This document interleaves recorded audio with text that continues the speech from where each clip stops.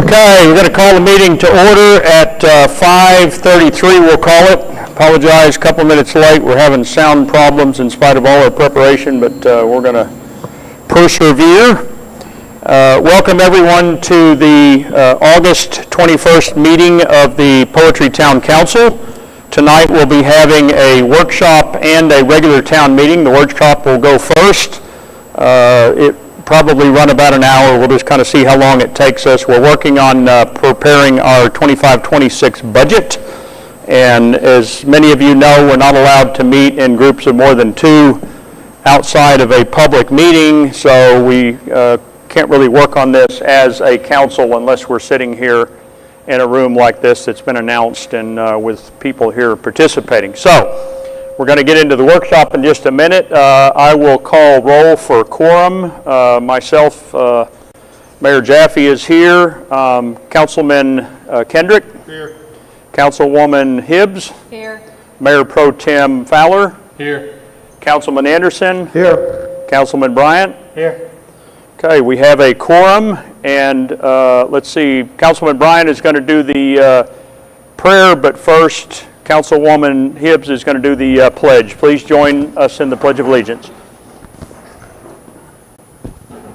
I pledge allegiance To the flag of the United States of America and to the republic for which it stands, one nation, under God, indivisible, with liberty and justice for all. Lord Father, thank you so much for the opportunity to conduct the business for our community. Lord, we pray that you just give us wisdom and guidance and heart. Lord, we just ask all these things in your name. Amen. Amen. Thank you, Dale. Thank you, Tracy. Okay, so as I said, and council people, please remember to speak into your mics because people online are trying to hear us, as well as the secretary tries to put the minutes together from the recording. So when she can't hear you, she has to read lips, and she's not trained, so we don't want to force her to do that. Okay, so let's go ahead and we're going to jump straight into the workshop. We'll come back to community interest and reports and things after that. So the workshop agenda is budget preparation. So we're going to shift over and talk about budgets just for everybody's reference. We have to have a budget prepared by the end of September. September 30 is the final day of our current budget. And so we have to, by the end of next month, have a budget prepared. It has to be approved. We'll have a proper budget hearing at the next meeting in September. And in that meeting, citizens will, of course, be given the chance to give input, ask questions. The council will make any final adjustments to the budget. Hopefully, we will vote to approve it that night, after which we have to carry it over to Kaufman County, file it with the clerk, and it basically becomes law for the town. We're obligated to follow it for the year. So our goal here is to try to figure out, based on past numbers and what we know about the next year, what we need to prepare for financially in all of the different categories. And if you were here with us last month, you may remember we've added some categories to last year's budget just to kind of break things out so that we have greater granularity in tracking expenses. So, Tracy, you want to lead us off in the conversation, please? Sure. So let's go back over the income, because there were some areas during the last budget that were zero. So the prior use of prior year excess, we ended up at $43,708.05. And I believe Councilmember Anderson had made a point of that being zero during our last meeting. So I wanted to clear that up. Another category that we added under income was the grant money. So I think that's a topic of discussion that we need to talk about, because I'm not sure we're going to get that kind of grant money in this budget year, but we went ahead and put it in there and we took it out in expenses, so that's actually a zero balance. Okay, where is that on this page, Tracy? So it says under income, TDA. Great. Highlighted G. gray. Yeah, highlighted in gray right here. Okay, The grant. got it. So, that's something that I say we leave it in there and just put 0 and take it out, and leave the expense of the grant 0 as well. Councilman, explain to, where are we at in the grant? I think that has a lot to do with what we do as well. Yeah, Doug is actually going to give us a brief report here in a little bit when we finish, but just, I think suffice it to say, we want to be prepared, whether it's the current grant that we've been discussing for a while or some other grant that comes up over the course of the year, that we have some money to spend towards preparing for that grant, whatever, processing the application, engineering, I don't know. But we don't want no money there, but we don't have a lot of money to put there, so we just want to put something there. Oh, okay, so TDA stands for what? Texas Department of Agriculture. Okay, So this grant is being issued by the state of Texas through the Department of Agriculture. They route the money through different so channels. we wanted just a category, shouldn't we rename it, not name it Texas Department of Agriculture? Yeah, I don't, Probably, I would just put grant in Grant. Yeah. there. Right. And then, if grants become available, then Right. we can. create a give them subcategory, right? Right. I'm- Because we could have the possibility of getting grants Yeah. through various organizations that I'm not going to get into now. But Yeah, I think we stick with grants. I would be in favor of, let's just relabel that grants. So why does it show 150,000 coming in September of '26? So we were originally led to understand that we would have to spend $150,000 for somebody to manage the grant fund. And so that's where the 150,000 came from. But again, like I said, we've taken it out. Well, the cities, But that shows as the income though. yeah, the town's commitment for the grant, winding backwards a little bit, was that if we were to get the grant, we give a small percentage as our good faith, and that small percentage is something around $38,000 is our contribution over time for the entirety of the grant. So That's it would be a minimum of that, It's 5% of the 750,000. Yeah. right? That's what the city is responsible for, and they're part of the grant. Yes, for that grant. Now, again, we're likely to uncover other grants over the course of the year, but at least for that one. I think I can speak for everybody here. We're all looking at ways to get more income. Because with the income we currently have, we are just barely fixing our roads. So I applaud all of our efforts in trying to figure out other ways to bring income into the town. But is that, to your point, Tracy, is that 150, is that real?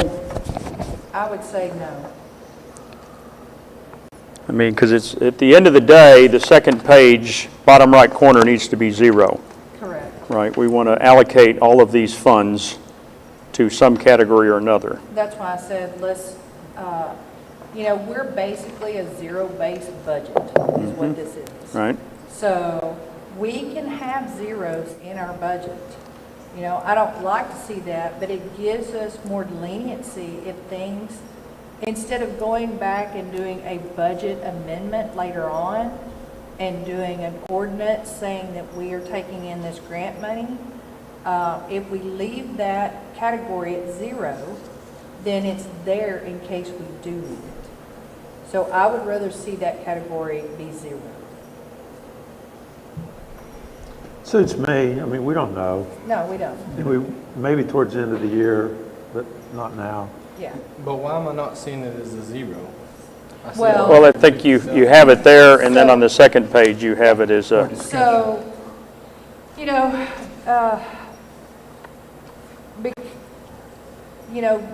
we've done a lot of work on the budget, and things trickle in, just like they did the year before that, when it comes to budget numbers. And so, we were still trying to gather information when this packet went out last week on numbers, and we still didn't get all the numbers that we wanted. So we just decided, based on information that we had previously, to go with the $150,000 on the grant. So the gray line is showing the possibility that 150,000 comes to us, and then on the second page, there's another entry for the grant that shows the possibility that it leaves again. Yes.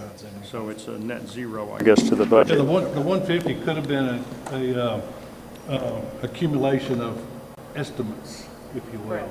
for what the cost of the grant coming into us to how much the city would be looking at spending up front, if you will. I mean, there's we can get into this another time, but just to give everybody on the council an understanding, there is a lot of moving parts to a grant.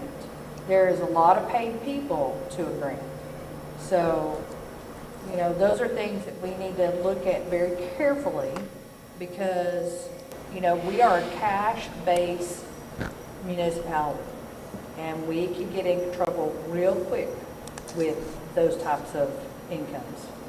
Well, and I think our first time through any grant, whether it's $10 or $10 million, is going to be our first time through, right? So we're going to learn a lot of things. Right now, we don't know what we don't know, and we've been talking to some folks that do know, and hopefully that will help us be better prepared. But okay, can we jump down, Tracy? You and I had a conversation about under 5130 creating a category called lobbying, Yes.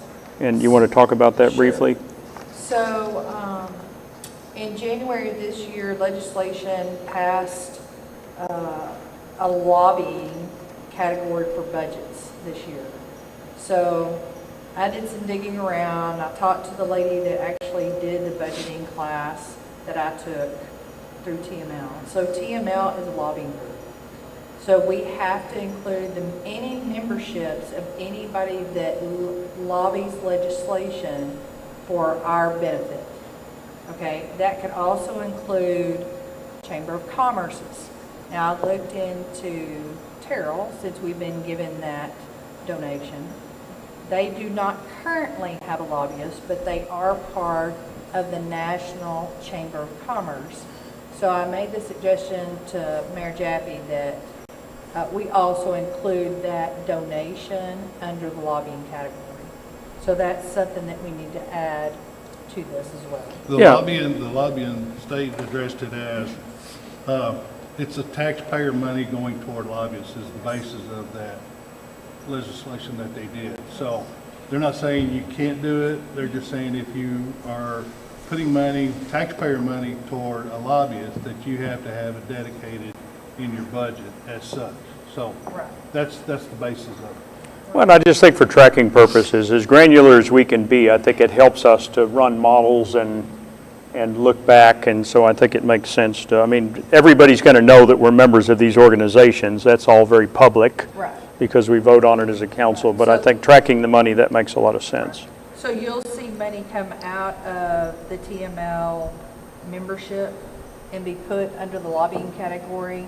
And I had 5140 for that category under the 5130. Okay? So, for simplicity's sake, if it's still under 5130, could we call it 5131, not call it 5140? I mean, that's whatever, As long as it's a unique number. yeah. Yeah, but it would link back to the bigger point of where it's coming from, right? Well, that's why I said 5140, because we got 5135 and then 5140 would be next. Kind of like addresses, you leave some holes, so if somebody moves in, you got a number Understand, for but under them. the, if you go up to the bolded letters, 5130's dues and memberships admin, and then underneath there's another 5130. That's what I'm talking about, You got under that 35, category. 50, and 30. See what I'm saying? Yeah. Yeah, actually, that 5130 that's duplicated as dues and membership probably needs to be changed. Yeah. We need to update that, because we don't want the main category to be the same as a subcategory, so we need to assign it a number. Yeah. Okay? Will you make a note of that, Tracy? So, To Terry's point, we can 51, 31, 32, 33, it doesn't matter, just something unique. so So the unique lobbying number, Yeah, that's correct.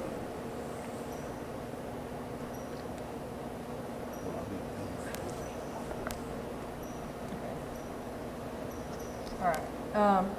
So I'm gonna go ahead and go down to the 5130, dues, membership, admin, other. So also in looking around, take into account, we do have 2 paid employees. And there is a Texas Municipal Clerk Lone Star chapter that they would have access to for $25 per membership. So each one of our secretaries, so that would give them tons of information of other clerks around the state that are involved in this to get more information, say budgets, websites. Network, all kinds of stuff. So I added $50 in there if y'all are okay with that. Yeah, I think that's a no-brainer.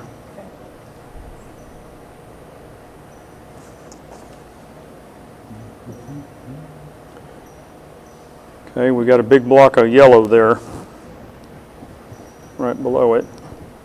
Yeah, so I didn't get any engineering, the education and meeting expense. I'm sorry, Tracy. Yes, sir. I'm sorry.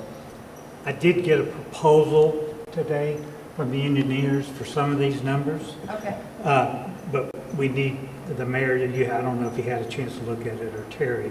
But we need to go through that, but mainly just letting you know, we have some numbers. Okay. This week we'll get to you with that. But I do want to talk about, we have engineering consultants, engineering services, but we do still, just like with legal, we still need want to use one of these categories. It's kind of and I'm suggesting let's throw $5,000 in that category, because during this year, we're going to have one-off questions for the engineers. We're going to have one-off questions. We had them yesterday with the attorney. I just feel like we need some kind of a little fund so that we can address that. okay. I mean, the issue this week, we didn't have time. We had to go to the attorney to do it, and we don't have anything in the budget.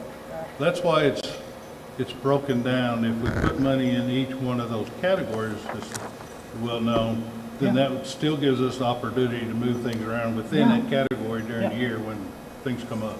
Right, but I think legal is legal, whether it's relating to engineering or surveying or whatever, it's still legal. Legal. So I think that comes out of the legal bucket, which we have on the second page. Now, what we can do under the legal fund is have subcategories, which I had mentioned at the last workshop.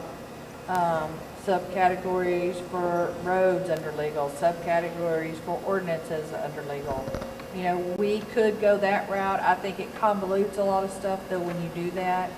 But that's something we could probably do internal I know it will be internal because Teresa will keep track of that. So yes, that money would come out of the legal fund. I mean, I would think unless they're going to be big buckets, I don't know that having a lot of little buckets helps. I mean, lawsuit might be one we put, because the lawsuit's a pretty big bucket versus just general legal counsel kinds of stuff. So then that becomes my question is, if we have one-off legal issues, where are we getting that money from? Legal, Legal. if So- it's a legal issue. Because it's just So it's like just if, coming out of there until we run out of money? 5,800, yes. I mean, it's just like if the city attorney shows up, we got to pay him, so that would be coming out of that fund type Right. stuff. And Except- But it keeps us, when we're doing our, the lawsuit, at least that's what people are wanting to see, is how much money is that lawsuit. All right, so, and again, I'm not trying to jump around, but under legal, we have legal services meeting, lawsuit, legal documents. So it doesn't matter where we pull that money from if we have an issue, right? It's coming out of, Yeah, to me, they're small peanuts. The big one's lawsuit, of course, of which that could go to zero this year, or it could go much higher. Right. Hopefully, we know before the end of the year. So we're going to have to adjust the legal, whatever, Sure. depending on what happens with the lawsuit, but all the rest should be small potatoes. And all compared I'm to saying that. is, I anticipate extensive, some actual big dollars, maybe 5,000, spent on some of the issues that we're going to address this next year. And I know we're not talking about those until after we get past the budget, but anyway, so I'm just saying, can we not stick? So we've got $4,500 without messing with the lawsuit. Right. And Mayor Jaffe, correct me if I'm wrong, but I think this past month, we had no legal bills. That's correct. Okay, so I think we're all doing a good job of curtailing our legal fees, and only if it's absolutely necessary. And if we put money in our rainy day funds, it's easier to transition that money from a rainy day fund into another category Okay. and do a modification to the budget. Okay, so we're going to put money in that fund, those categories. Well, we already have it. We already have it. So if you look at 5810 legal services meeting, there's $1,500 there. And then if you go to 5830 legal documents, that's $3,000. Okay, so what you were probably working on, and I'm not sure, you'll have to answer this yourself, were you asking our town attorney about legal document information or an opinion? P and Z, Okay. I'd call it an opinion. yeah. An opinion? So that would fall under legal documents or other, which is $500. Right, so for reference, in the current budget year that we're almost done with, we've spent $19,327 to date. We had allocated $16,000 last year, so we're a little hot on legal, and so we're proposing in this budget year to go to, what, $20,000? Correct. So we've upped that, and of course, we just pray that the lawsuit doesn't suddenly explode and So the run up a 20 lot of bill. Total. 20 for all legal, everything that comes out of Yeah. Berman and his Right. group. But we've added 2 other categories in there for zoning. Okay, so with the excess that we have, if you want to put money in those categories, $300 or $400 in each one of those, but you've got to also remember, we have other categories that are empty. Well, yeah, the map and the zoning. Well, and as of this printing that we're working off of, we've got almost $48,000 unallocated, right? So again, we've got to put that somewhere. Yes. We've got to move that into these buckets. It's less than 40. Well- I figured it at 42,000. Okay. Because we had an increase in workman's comp. Well, So that then we made need to that- put something, if we've got the money, let's put something in zoning map update and zoning ordinance. Okay, Well, well, we're going to spend some money. Well, in professional services, you said you've got some numbers, but that's going to be tens of thousands of dollars That's probably. different than this, right? Because, yeah, those are going to be the big capital improvement type stuff, right? Well, Mayor Pro Tem Fowler's kind of used to the budgets that when you've got itemized, like we're talking about, each item, if it happens to go during the year, there's getting into some negatives. It's just one of those watchful eyes. You don't want to say, oh, it's negative, let's pour more money into it, because we have to have a basis of how much did we maybe go over that line item, as long as you're not going over the base, the total. So that's the reason why we're just kind of spreading it out right now. Right, But and- if and it that's all I'm looks saying. like the legal or the document is going to be, we end up in a negative number, it's okay, because we haven't bottomed out the deal, but we'll know in the next budget period how much more we might want to increase that based on Well, what we're and I using agree. for. Under legal services, all I'm saying is that, I mean, whether it's zoning or maps or whatever, let's put some money in these, Yeah. they're empty right now, let's Well, put money in there now. so let me just kind of explain, if we don't put money in these categories now, what that looks like for us as a council. Even if it's in the rainy day fund, we would have to come back to the table. We'd have to do an ordinance to amend the budget. And then the budget would have to be reposted with the amendments. It's not So- a big deal, but it could, we don't want to be moving Right. money On a constant in basis. constantly. So if I- So we need to put money, we If I need to hear put you numbers in there. correctly, we put it in the rainy fund, rainy day fund. Well, Is that even what if you're we saying? did the rainy day fund, let's say that you had a law or a legal fee in conjunction with P and Z map update. Okay, those are two different charges. So that would be two different, one ordinance and two changes to the budget. So I would rather see you put money in these categories now Right. than say, the only rainy day, I put $5,000 in the rainy day fund myself because that's what it takes to operate the town for a week in case of disaster. And I think think that's that's what. kinda where I'm at. Councilman Bright, yeah, that's what he's wanting. He's wanting to put money in 5850 and 5860. Okay, so you currently, you have $42,000 to spread between those categories. Well, I mean, just be safe, I could easily see us spending $5,000 in each one of those categories just in consulting. Well, that's Okay. fine, so let's put So- 5,000 in That's each. Yeah. what the meeting's for. is Yeah. that We gotta have input now. So Right, this is- because this is the time. we can actually be, this budget can be over what our expenses, or what our income is. Okay, I want everybody to understand that.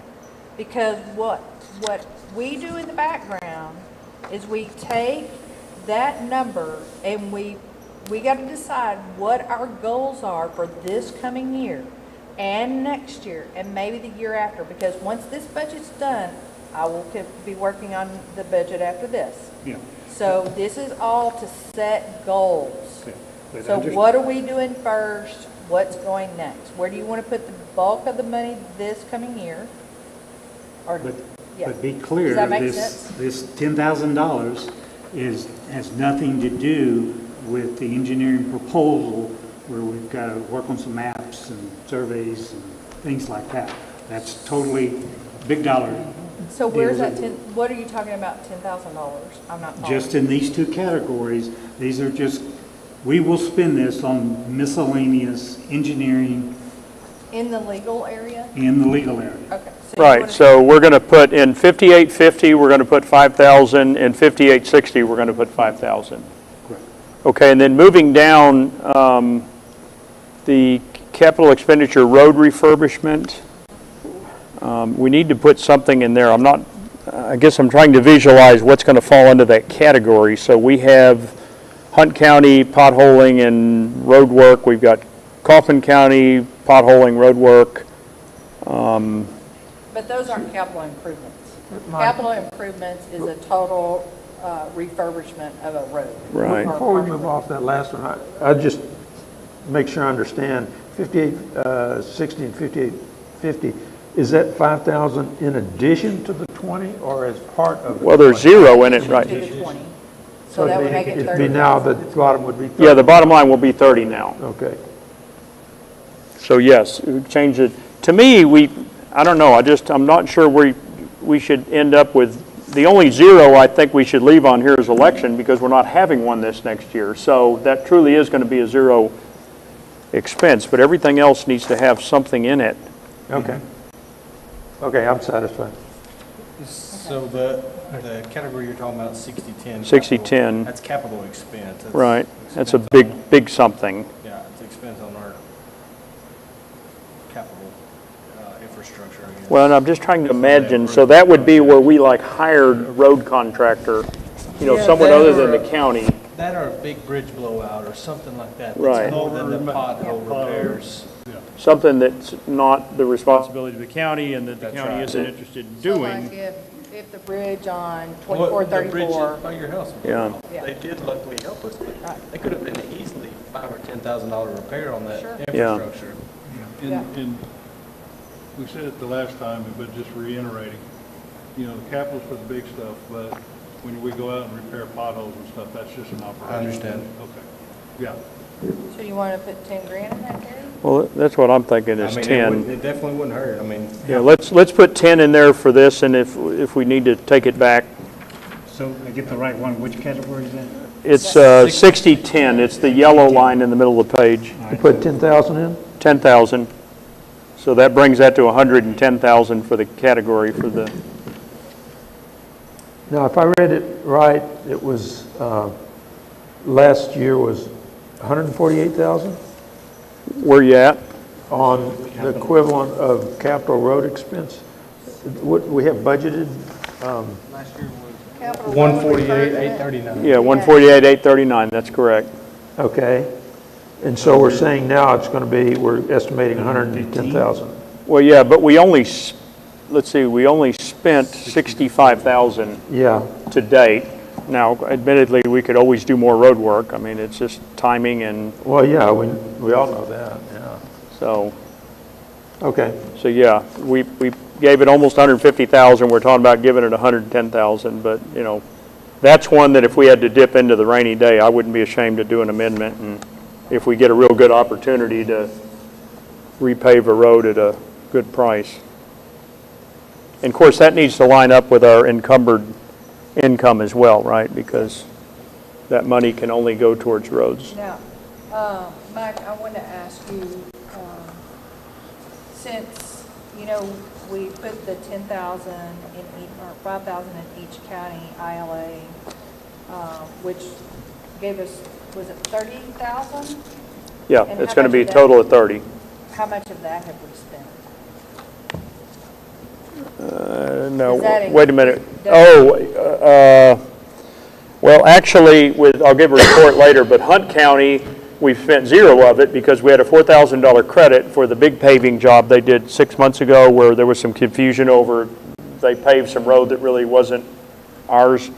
So they gave us a $4,000 credit, so the bit of work we had done recently all came out of that credit, which left us like $1,800 credit and the $5,000. So we have like almost $7,000 with Hunt County. We just spent $2,100 with Kaufman, so we're going to have $3,900 balance with Kaufman. Right, and so that will go into our income, but it won't be in the budget. Okay, we're making it work in the budget by adding more to capital road refurbishment, and, you know, So while we're on the road. Scoot your mic up a little bit. They're telling me you're a little quiet. Encumbered funds. say that again? What are we gonna do with the encumbered funds? If we didn't spend another dollar on roads, we're gonna have, $83,980 left from that budget line of last year. So what we need to look at is where all those encumbered funds come from. Well, Are I'm they general just speaking funds? Are on they roads, Well, sales tax, sales tax? it's from 6010, which is what we're currently talking about here. Last year's budget, we're roughly $84,000 under budget right now. Right. So, and that could be a Teresa question, I don't know. Do we have to bake that into this budget, the Do we, encumbered funds? well, sales tax revenue for the year is 93,000, call it, rounding up a little. We estimated it to be 107. By the end of the year, it's going to be pretty close to that. So all of that 93,000 plus whatever else gets added has to be spent on roads, right? Well, we've already allocated, 110 or something in our model, so we could easily consume that. right. And then we we added, the total now is coming to 115. Yeah, I we're guess what fine. I'm asking, are we gonna have a lot more encumbered income than what we're showing? Well, we're going to have carryover, that's right. So we're going to have whatever we don't spend this year in the next So 40 this days. 43,000 obviously doesn't show what we're under budget on this No. roads. No. And we're not gonna spend between now and the end of next month, $84,000 on roads. No, No. like, we couldn't. So we could, but not. So that's what I'm saying. You know, these categories, when we look at the very bottom line, let's say we're negative $42,000, okay? We're probably going to be okay. Would Teresa be able to give us that by the next meeting? Or we could plug that back in somewhere? What we're going to have left over? Yeah, especially on the roads. Well, she's already calculating it. I mean, she's trying to come up with it. In fact, that's part of what's at the top of the sheet here, right? Use of prior year excess. Correct. He's trying to predict, okay, here's what our electric bill's going to be through September, here's what our internet bill's going to be, here's what our, That's what I'm saying, that's only half of what I'm looking at on the right. line item. Yeah, no, there's going to be more. But, you know, have you gotten a final bill from Kaufman or Hunt County? For, Were there any road work or? yeah, I mean, we paid Hunt County, and we paid Kaufman County 2,100 per that worksheet. So that leaves us 3,900, and then we paid, actually 29. Yeah, 2,900. And then, again, we got a $4,000 credit, so we actually had $9,000 banked with Hunt County, because we didn't realize the credit. So 9,000, and they charged us, I don't know, 2,000 or something. I've got it on another thing. I'll give it in the reports, but anyway, so we have cash on hand with both counties right now, sufficient to, More than enough to finish this fiscal year. probably, yeah. Oh, more than So enough. that's what I'm looking at, this budget, we're fixing to have a big increase into our encumbered funds. Right, Yeah. And that only can be used on roads. that's correct. So, We just gotta remember that when, Well, that's. Well, and we're adding it in and now. we will, and I think we're gonna have, as Tom and Terry and I and others put our heads together, we're gonna find, we've got a few roads out there, Green Meadow, Four Posts, several that just, they're almost start-over roads. And so those are easily gonna consume tens of thousands of dollars. I mean, they could consume a lot more than that, but, Do we want to add more to the capital road? probably. Y'all want them bumped up to 20? okay, well, remind me, where's okay, the project sheets, we've got 50 and 23.5. Yeah, I think so. I think that would be a good idea. That would be prudent. I mean, I guess if Teresa could really fill us in on that, I think we could adjust that number next month. I think we could take the encumbered number from this and put it into that. Right, just So up those I'll by make that sure amount. That's done Yeah, before the budget okay. hearing. Or Okay. So I don't think we by necessarily budget. have to put any more into 60-10 right now until we know what that number is. We could almost put all that money in that account if we wanted to. Okay. You know So what I mean? do you want to wait? Mike, that's up to you. Do you want to wait or you want to account for it now? Well, no, we're going to bring back between now and the next meeting where we have the hearing, what we think are our best and final. And so we'll just plug that in and Okay. we'll be good with it. I mean, it's a math issue. It's not an opinion. It's a Right. math issue. It's like how much money is left. Right. We're going to divide it by 2 buckets or 3 buckets, and that's it. So I don't think and I don't hear any concern from the council as to allocating money for roads. I mean, that's a big deal around here, so. Okay. So just to be consistent with our edits, that line item 6575 just needs to say grant, not TDA. Yes. Yes, I have that written down.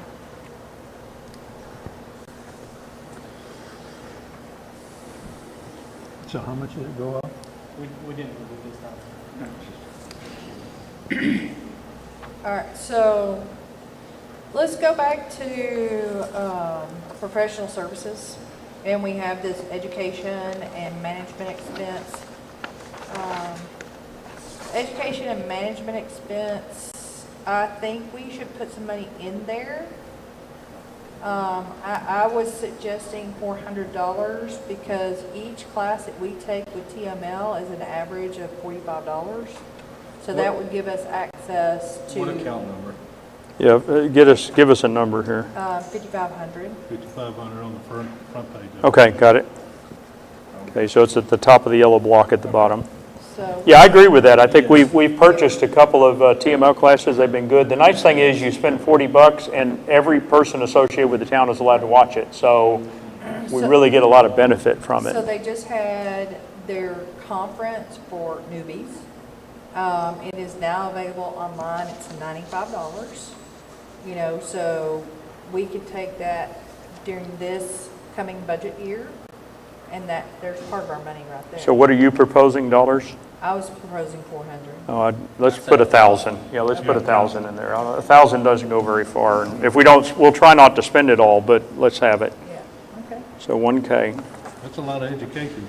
Well, if it benefits the town, I mean, it's, you know, again, it, Well, you know, 6 people, maybe secretaries, that's not that well, much and once, again, once we get the training, I mean, the next council can watch it, the next mayor can watch it, the next secretary you can know. watch it. I mean, it's I like in our wouldn't have known library. about the lobbying thing. I called Mike one day, I'm like, hey, I want to take this budget class from TML, but it's $45. He said, go ahead and take it. Yeah, it's a And I'm good like, use of our money. Because the lobbying thing, I would not have known about, and they're cracking down on that. I didn't know that just anybody can be a lobbyist either until I took that class. And so, Well, and that's, you know, you make a good point, because I got some of you may have gotten it too, an update from TML today. All the legislation coming down the pipe, and in fact, they're voting on quite a bit of it tomorrow. yes. And, I mean, there's some scary stuff in here about budgeting and spending money, and so, Exactly. Doug, y'all need to keep an eye on that, And that's probably because why several of them were about budgets. that class that's $95, I definitely think that is something we all need to take.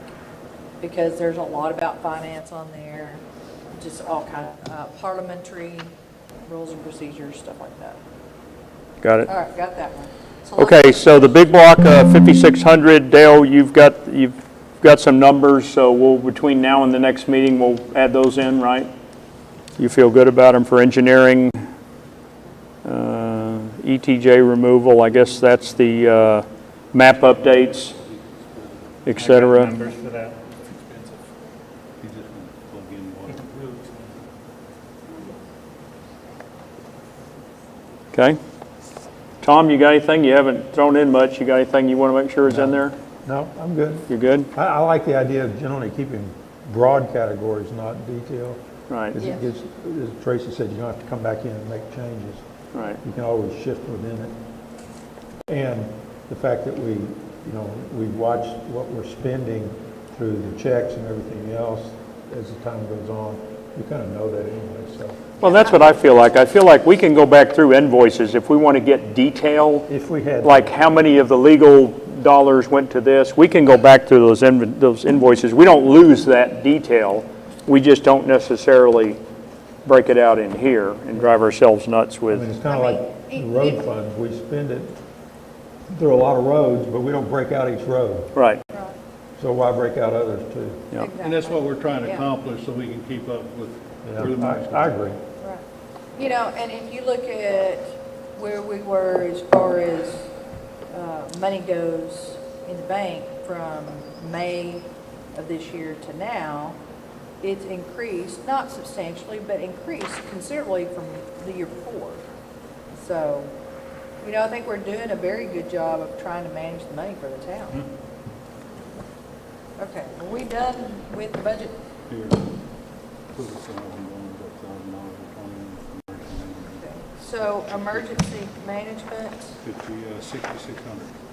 6,600, Put $1,000 in there. emergency, yeah, that needs to have something.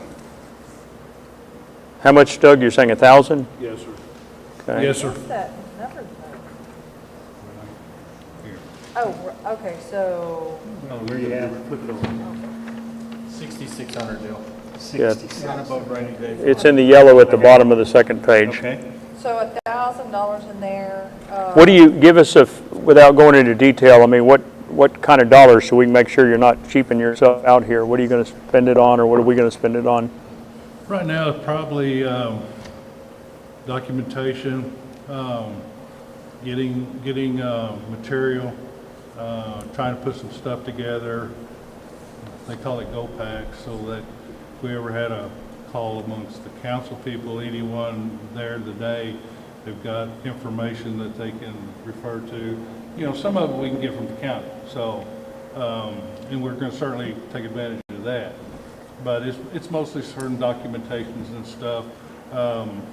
You know, if you wanted to throw in safety vests instead of taking it out of the road fund, I mean, you know, for supplies and stuff, so.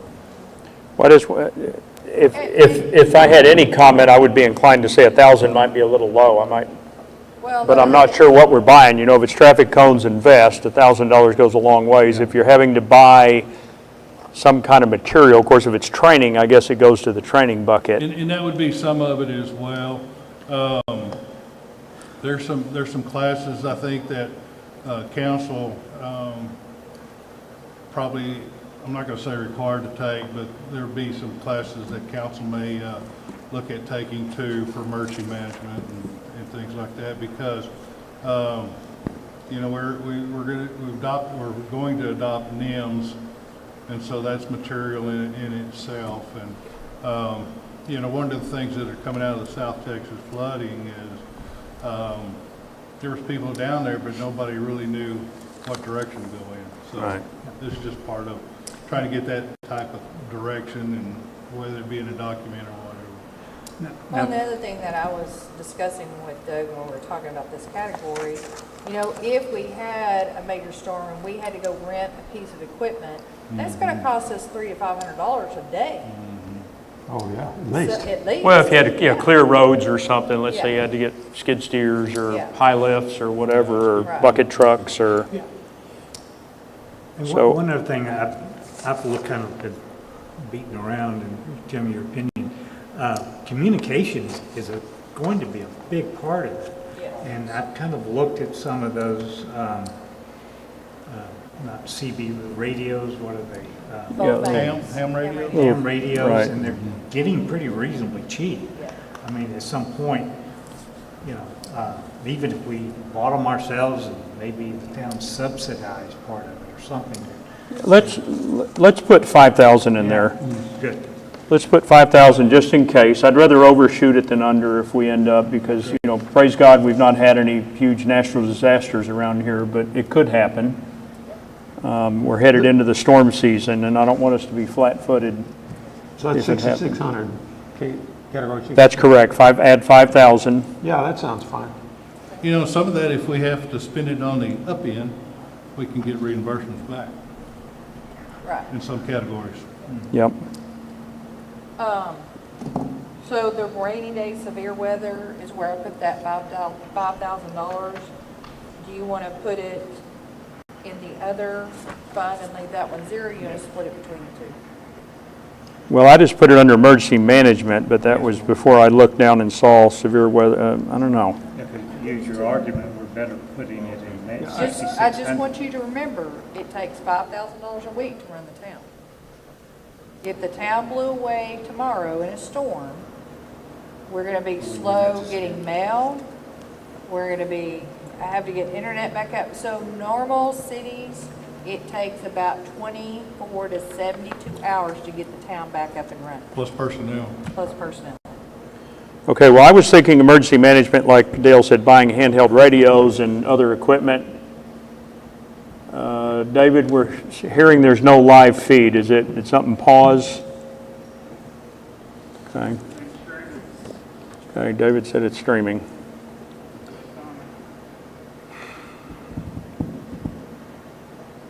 I see us.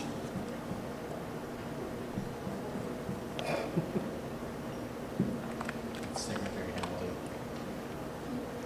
We're there. There's 4 people watching us. I don't know. Can't explain it. Okay, anyway, so I was thinking putting it in 6,600, 5,000, but yeah, let's load up 6,655 and 60, well, not 6,650, that's I different. guess I'm of the opinion, yeah, just keep it general, because what's going to come out of all these hearings on the Right. Guadalupe flooding is a lot of ideas. Yeah. And so as the year goes on, we may see something that we want to do Right. and just have it available if we do. Well, they could easily come out with something that says all towns have to have the certain equipment Yeah, available for just in example. case, whatever, so, So, like Doug said, crash kits or something, So- so. That bill this week, I think tomorrow. Say that Well- again? There's a bill Yeah. that's supposed There is a to, but it's severe going to go on weather a bill. long time. yeah, oh yeah. So do we want to put money My point in is it's already there. 6650 also? Well, I guess I don't fully understand. So rainy day fund 2425. So what is the intent of those two categories, 55 and 50? Okay, so the reason we have to is the first one, 6655, is pretty self-explanatory. But So why is we- it in rainy day fund 2425? What does that mean? 2425, so we wanted another category that we could take money out of that wasn't specified, that was just a rainy day, so we had money in there in case we were short in another category. But is it 24-25 or is it 25-26? It says last year, or this year. Well, is it about to should- be last year. It should read 25, 26. Okay, that would make sense, because I'm trying to figure out why we're staying in the past year. 26, 27. 25-26. 25, 26. And then I think we have a duplication to Terry's point. We have 6650 as the main category, rainy day fund, and then we have 6650 as the subcategory also, right? Yes. So that needs to be given a unique number, 6651 or 52 or something. The 25, 26? Well, 6650 is rainy day fund 2526. That's what we've changed it to. And then 6655 is rainy day severe weather. That's fine. And then 6650 needs to have a number other than 6650 because we've already used that address. Correct. So 66, 56. 56, yeah, 51, it doesn't matter, just something different. Well, the other one's 55, so 56. And then again, I believe you mean on 6651 or whatever, it becomes rainy day fund 2526 other. Yes.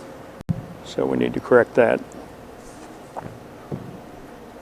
And then total rainy day fund 2526. And I think we're good. Do you want to put any money in that category? Rainy day fund other. Yeah. Well, isn't rainy day fund other going to catch everything that we haven't allocated somewhere else that's not encumbered? Possibly. I mean, I think that's kind of our little emergency fund, right? Well, the problem with that So to is speak. if you move it, well, you're going to have a budget amendment either way, so it doesn't matter.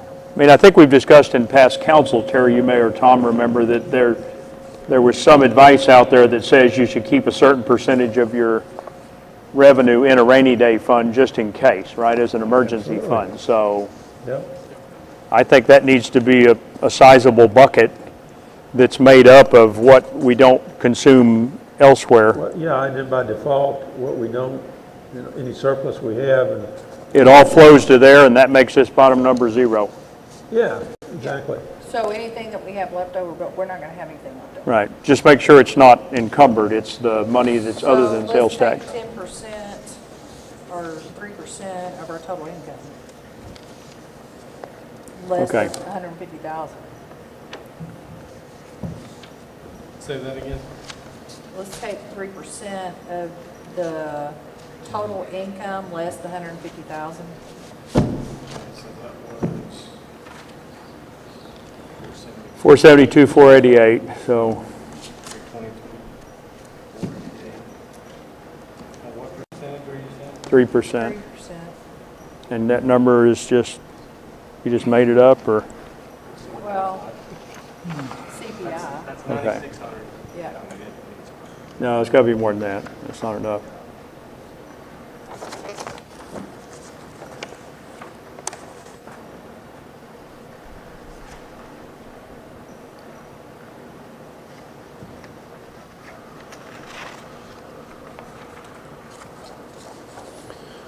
Okay.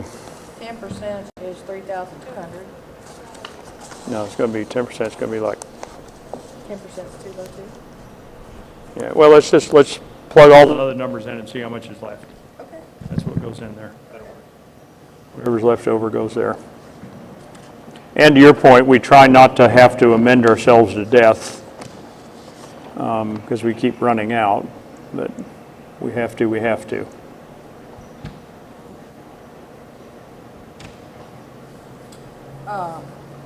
Okay. Closing remarks? So, our budget hearing will be next month, and we will have all the numbers plugged in at that point. So, you know, we can, so one of the things I learned, we do not have to, pass the amended budget because of the different legislation that's happening and ongoing right now as far as finances for municipalities. I don't know why we wouldn't, but if we come back to the budget hearing and we still have concerns with the budget, we can take action. We have to take action. We just don't have to approve it. We can do that at a later time. Well, I don't think we're in fear of that happening. I think we're But I going guess to, our objective, isn't it, is to try to get it done here next month. Yes. Yeah, you And wanna- it'll you wanna be get- done. It'll be done. yeah, I don't like Because using I those thought we kinds should of do money. clauses. I like to, You well, can't spend new money until you approve it. we will have a budget next meeting, period. We're almost there now. Yeah, we're very close. Yeah. Yeah. And again, for the public's benefit, we can't talk like this other than at a meeting, so it's, if we seem a little bit out of sorts, it's only because some of us haven't been able to. Tracy and Doug have been kind of leading the charge here, working with myself and the secretary, but anyway. And I appreciate what you're doing. It's not easy. It's you know, it is tough. It's challenging. It is. It's very challenging, but I've enjoyed it. You're juggling, You're just like, I need these numbers. like a little I need bear these numbers. dancing on a ball, juggling on your nose. Put a dart on there. Okay, so let's wind up the budget workshop piece. Any closing remarks from anybody? Dale? Tom? No. Terry? Tracy? No. Doug? I appreciate the input during this process, and like the mayor said, you know, it takes all of us to put this thing together, so we certainly appreciate the opportunity to work with everybody and getting this on the timeline that's needed, so thank you. Okay, the time is, I'm going to call it 6:30. Let's take a 5-minute recess, and then we'll come back and jump into the regular meeting.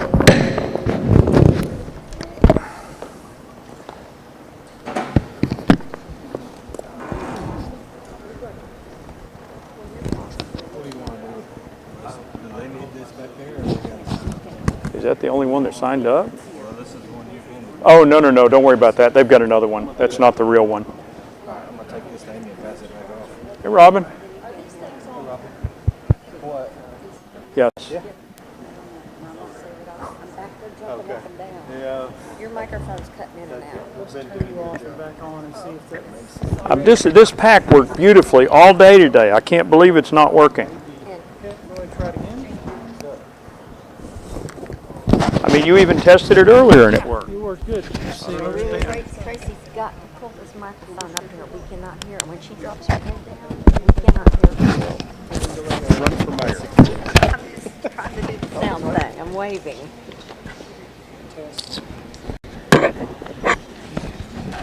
I'll get you something back. It worked beautifully. Yeah, and we tested it too. Test, test, test. I turned it off and turned it back on. We'll try it. Do it, but she was having trouble with the thing responding. She volunteered to do it so that you could do a report card.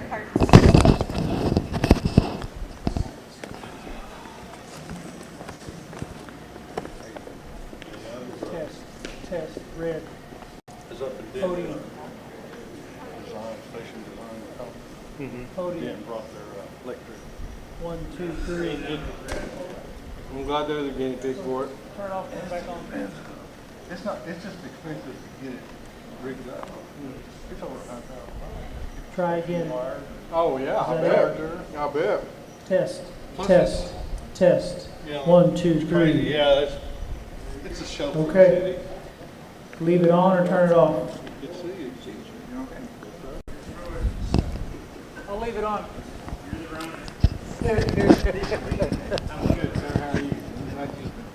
David, let's try to get this live going again for Mike. Test, test, test. We've been blessed, but it's got At least it seems to me, Terry, it's been most unusual. Well, no, that We haven't can't had be, a because couple it's of transmitting to the laptop.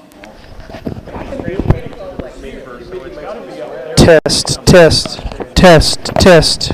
1, 2, 3. You know what I mean? Humidity doesn't. 1, 2, 3. Yeah. What now? Yep, he turned it off. Good evening, Tracy. How you doing? I'm good. How are you doing? Good. Hey, Hey, Scott. Mr. how's it Griffin, going? doing all right, See sir. you. How are you? Good to see you. He's back.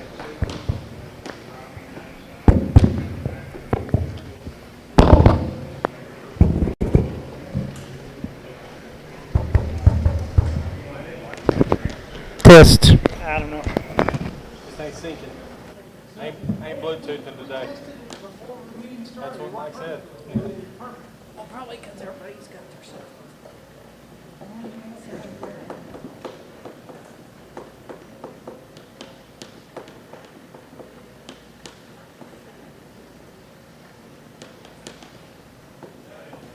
Hey, your facility guy quit.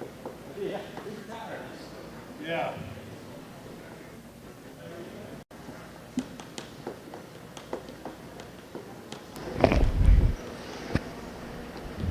Test, test. Nope, I can't hear. Yeah, it worked perfectly before the meeting. I don't know what's going on. Yeah, Maybe you need to change batteries. we did. We changed it before. We tested. We gave everybody new batteries because I didn't want to be the roadie again. Turn it off later. Yeah, it's on. So it's- That's okay. We'll do the kiss me mic. It's good. It works.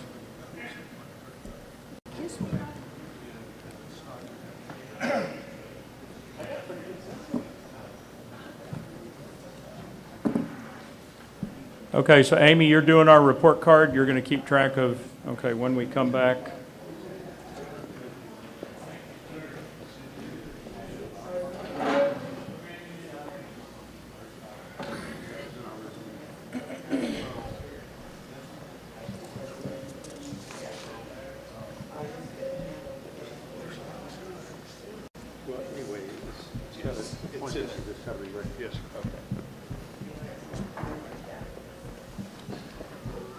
Ann says she still can't see it on her computer. She's sitting on the phone. She can't see it. And we're at the, she said,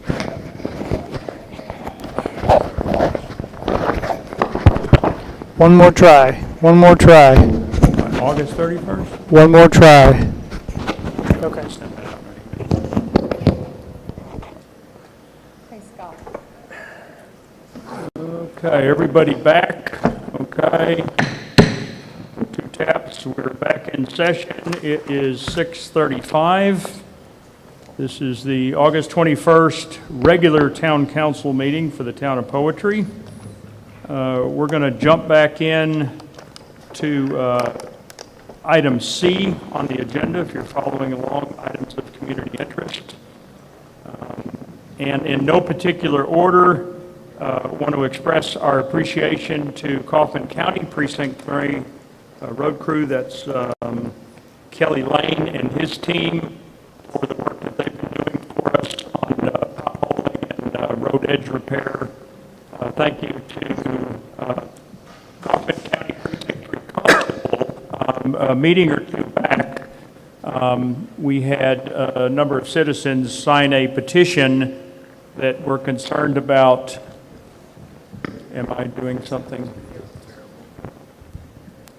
Wow, we're going through the equipment here. Anyway, we had some citizens, you might remember, that signed a petition that live over on 249, 2458 about speed. You know, the problem with fixing the roads is people drive faster. And then people get mad because they're driving faster. So we reached out to Kaufman County Sheriff and Kaufman County Constable, both of whom started putting units out on 249, 2458. Tragically, a number of Poetry citizens got caught in that trap, but you know what? That's just the way it works. Turns out the speed limits apply to all of us, and, you know, whether you live here or not, and so they have been writing tickets. The good news is it's actually discouraging truck traffic and all a little bit as well, at least for the time that I've been out on the roads with the crew paving. So anyway, we're going to continue to do that and also enlist the help of, is this one going ahead? Yes, ma'am.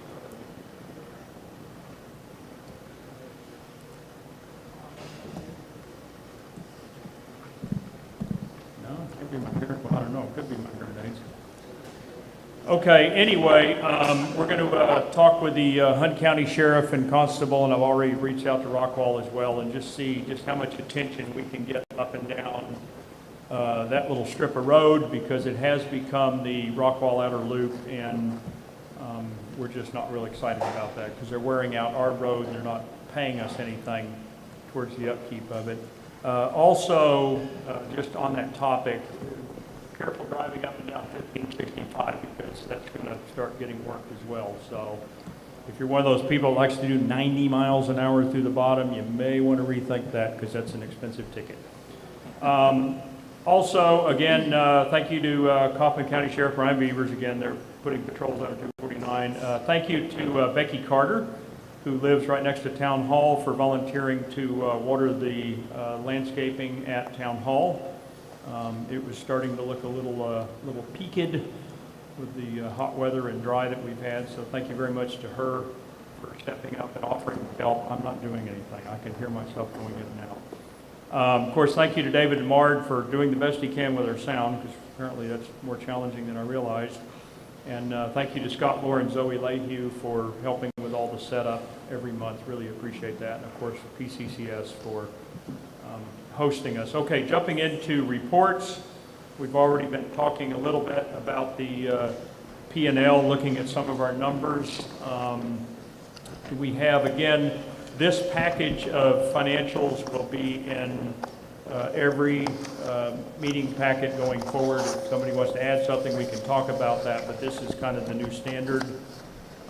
Every bit of this is straight out of QuickBooks, so I would be inclined to say the numbers are deadly accurate to what we're really doing. So any questions on the P&L or any of the other reports for that matter?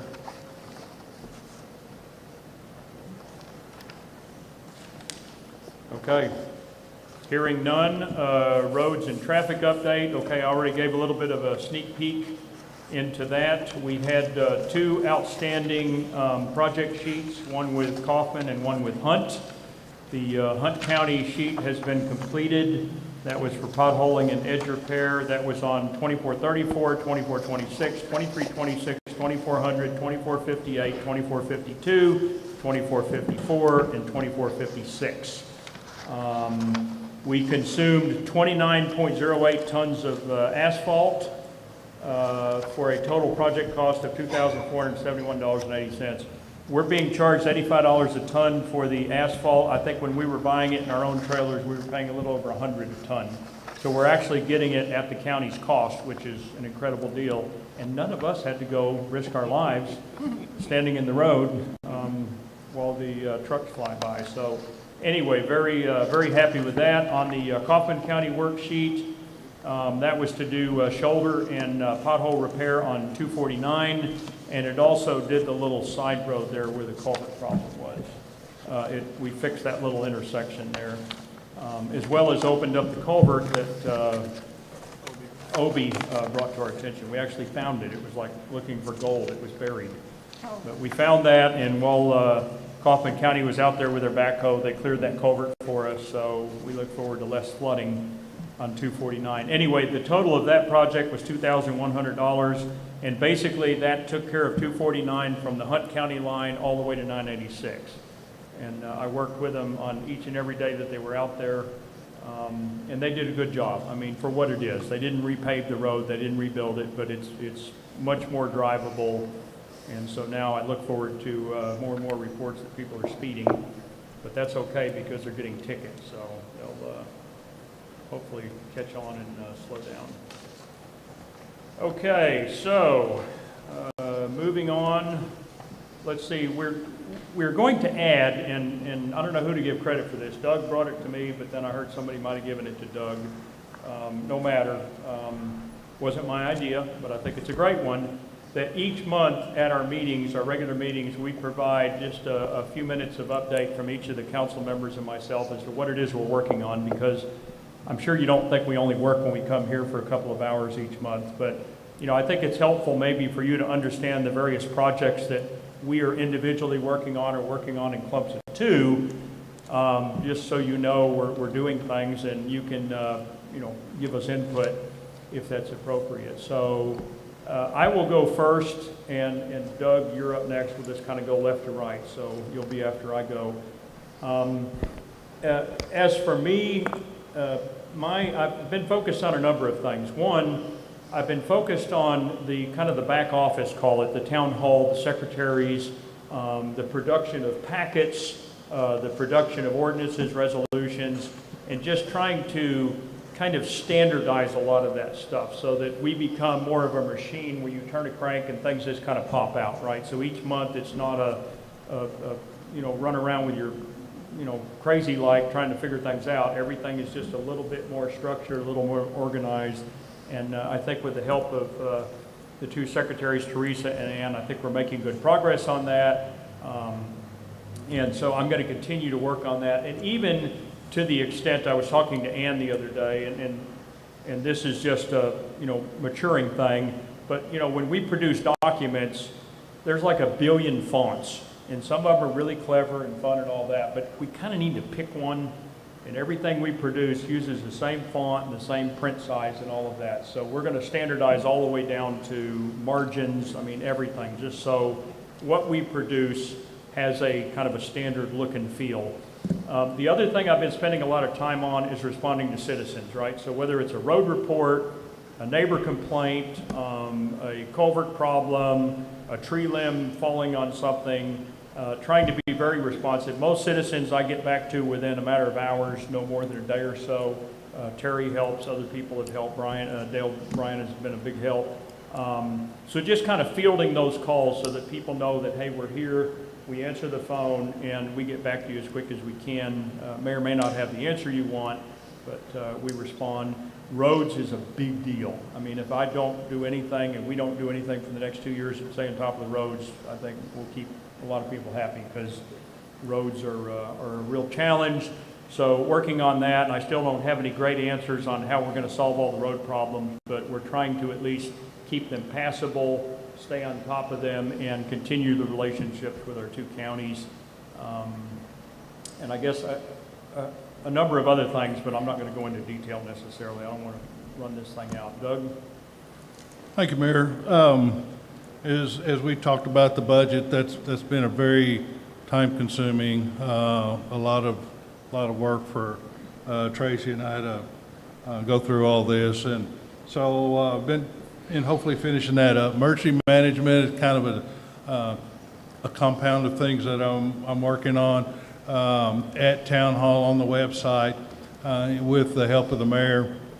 We're putting some different things so we can get some different looks, so that way folks can know what's going on with emergency management. Training classes. I'd spoke earlier on of Northeast CERT is having some training classes. We can put forms online, that sort of thing, so that way the community can see what's going on and how, because everybody's obviously concerned of what happens. And so we want to be able to point out and give that information out to the county. So we're diligently working with that. As I'll talk on here later, we talked to the mayor, and we're going to be looking at joining COG. It's North Texas Council of Governments is very helpful to communities in the state of Texas. The codes is kind of one of those things for us, is we're like the ducks on the water, nice and calm at the top, but our little feet are paddling, desperately to keep above water.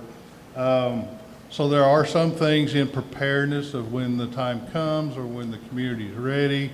I have been looking at the different codes that we can talk on, and I'm getting some help from Robin as well.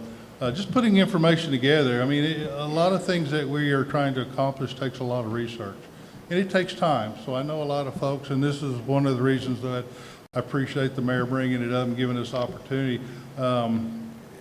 Since we've been working since our appointments, is that we are working for everything, and we want to be able to report back to the community to let them know what's going on, and these are the things that are moving on. I am too, also, because it came up in the budget meeting, I am doing some research on the grant that's been out there. I've got some more information this last week, and I'll be working with the mayor on the information that I'm receiving of time periods and stuff like that. So Mayor, when you feel like I need to go into more detail, then we'll certainly have that time. Yeah, I think the message there is the grant is still out there, you know, we're on the list, we've done everything to date that we needed to do, and we're talking with grant folks right now, Doug is, that have been pointed at us, and I think I'm not going to set any expectations as to getting it or not getting it, because I don't think we're to that point, but we are doing our part. That's all I got, Mayor. Thank you. So, budget. It's been a lot of fun. I've had to research a lot of financial law as far as legislation goes. You know, how other counties are doing their budgets. I've looked at several budgets. I've taken some TML classes on budgets. I also brought TrackerSoft to the table. So from now moving forward, any council that comes after us, it will be a smooth transition as far as our internet, our website. No longer will administer password be held in office. It will be held by a third party. And we reduce the cost of what we were paying for IT in the past. And I'm kind of a backup on the grant, so I'm keeping pace with Doug. So like Doug and I are partners in crime and a lot of stuff. So, and then I do a lot of other research to kind of help the team out as far as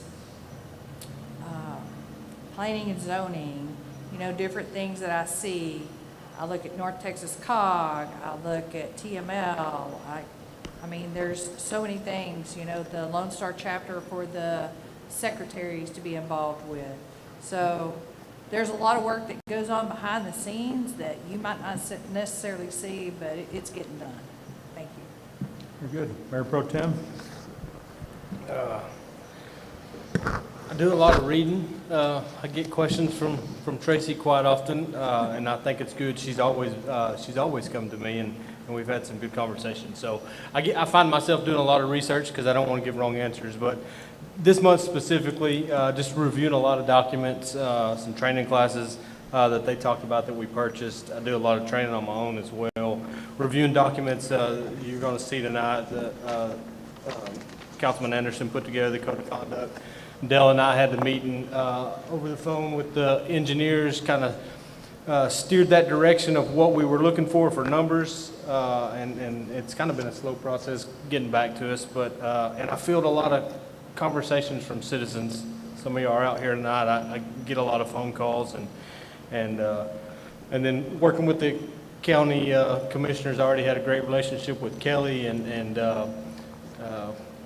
we still have lots of conversations, and I think building those relationships is paying great dividends. I mean, locating that flood point for the citizen, Obi, I mean, all that stuff. Mike was out in the field calling me, and we were able to get that fixed. So really nothing to present to you tonight, but lots of behind the scenes reviewing documents and assisting some other city councilmen.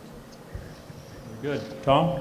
Yeah, I guess, well, one of the things I've been following now for over years is field development, fielding calls from citizens, as well as communications with TCQ about the status and what's happening.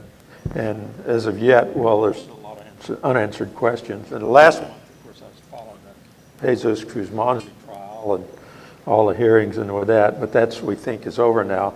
The other one, I guess, takes a little bit of time is cosign checks with Mike and Terry for the town, and then we have to get approved after checks and expenditures. We have to get approved by American National Bank electronically. So when I get up in the morning at 5 o'clock, that's the first thing I checked, and sure enough, there's approvals that have to be made, so I do that first thing.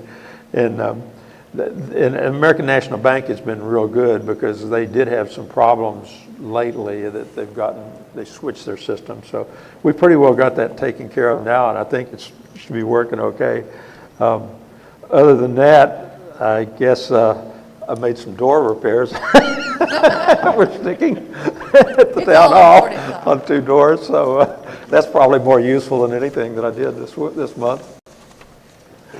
Well, and Tom didn't mention it, but I've said it before. Tom has also agreed and is doing a great job of proofing a lot of the written material, the minutes and other things, and I think that's helping us avoid the just silly mistakes. And also, I very much appreciate him doing that. He's got an eye for typos and grammar, and so we're really trying to leverage, and he's doing a great job.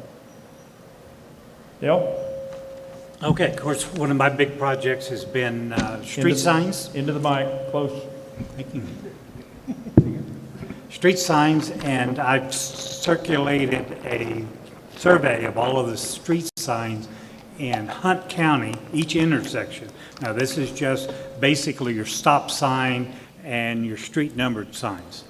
And I've distributed to the council, and we've gone through everything. I've met with TxDOT out of the Paris office.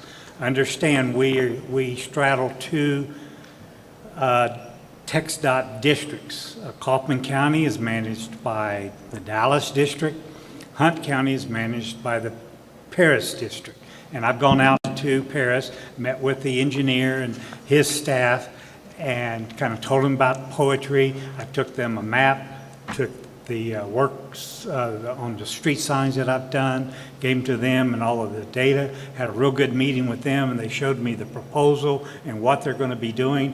The good thing I found out about this is basically a road safety program that they would go into rural communities and help them with their signage, and at no cost to the town. And so that's good.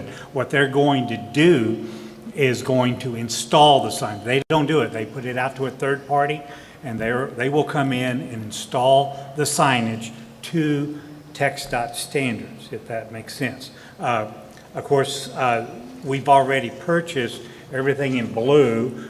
We've already purchased those signs, and we'll be purchasing more of them, everything in white. We will still need to purchase.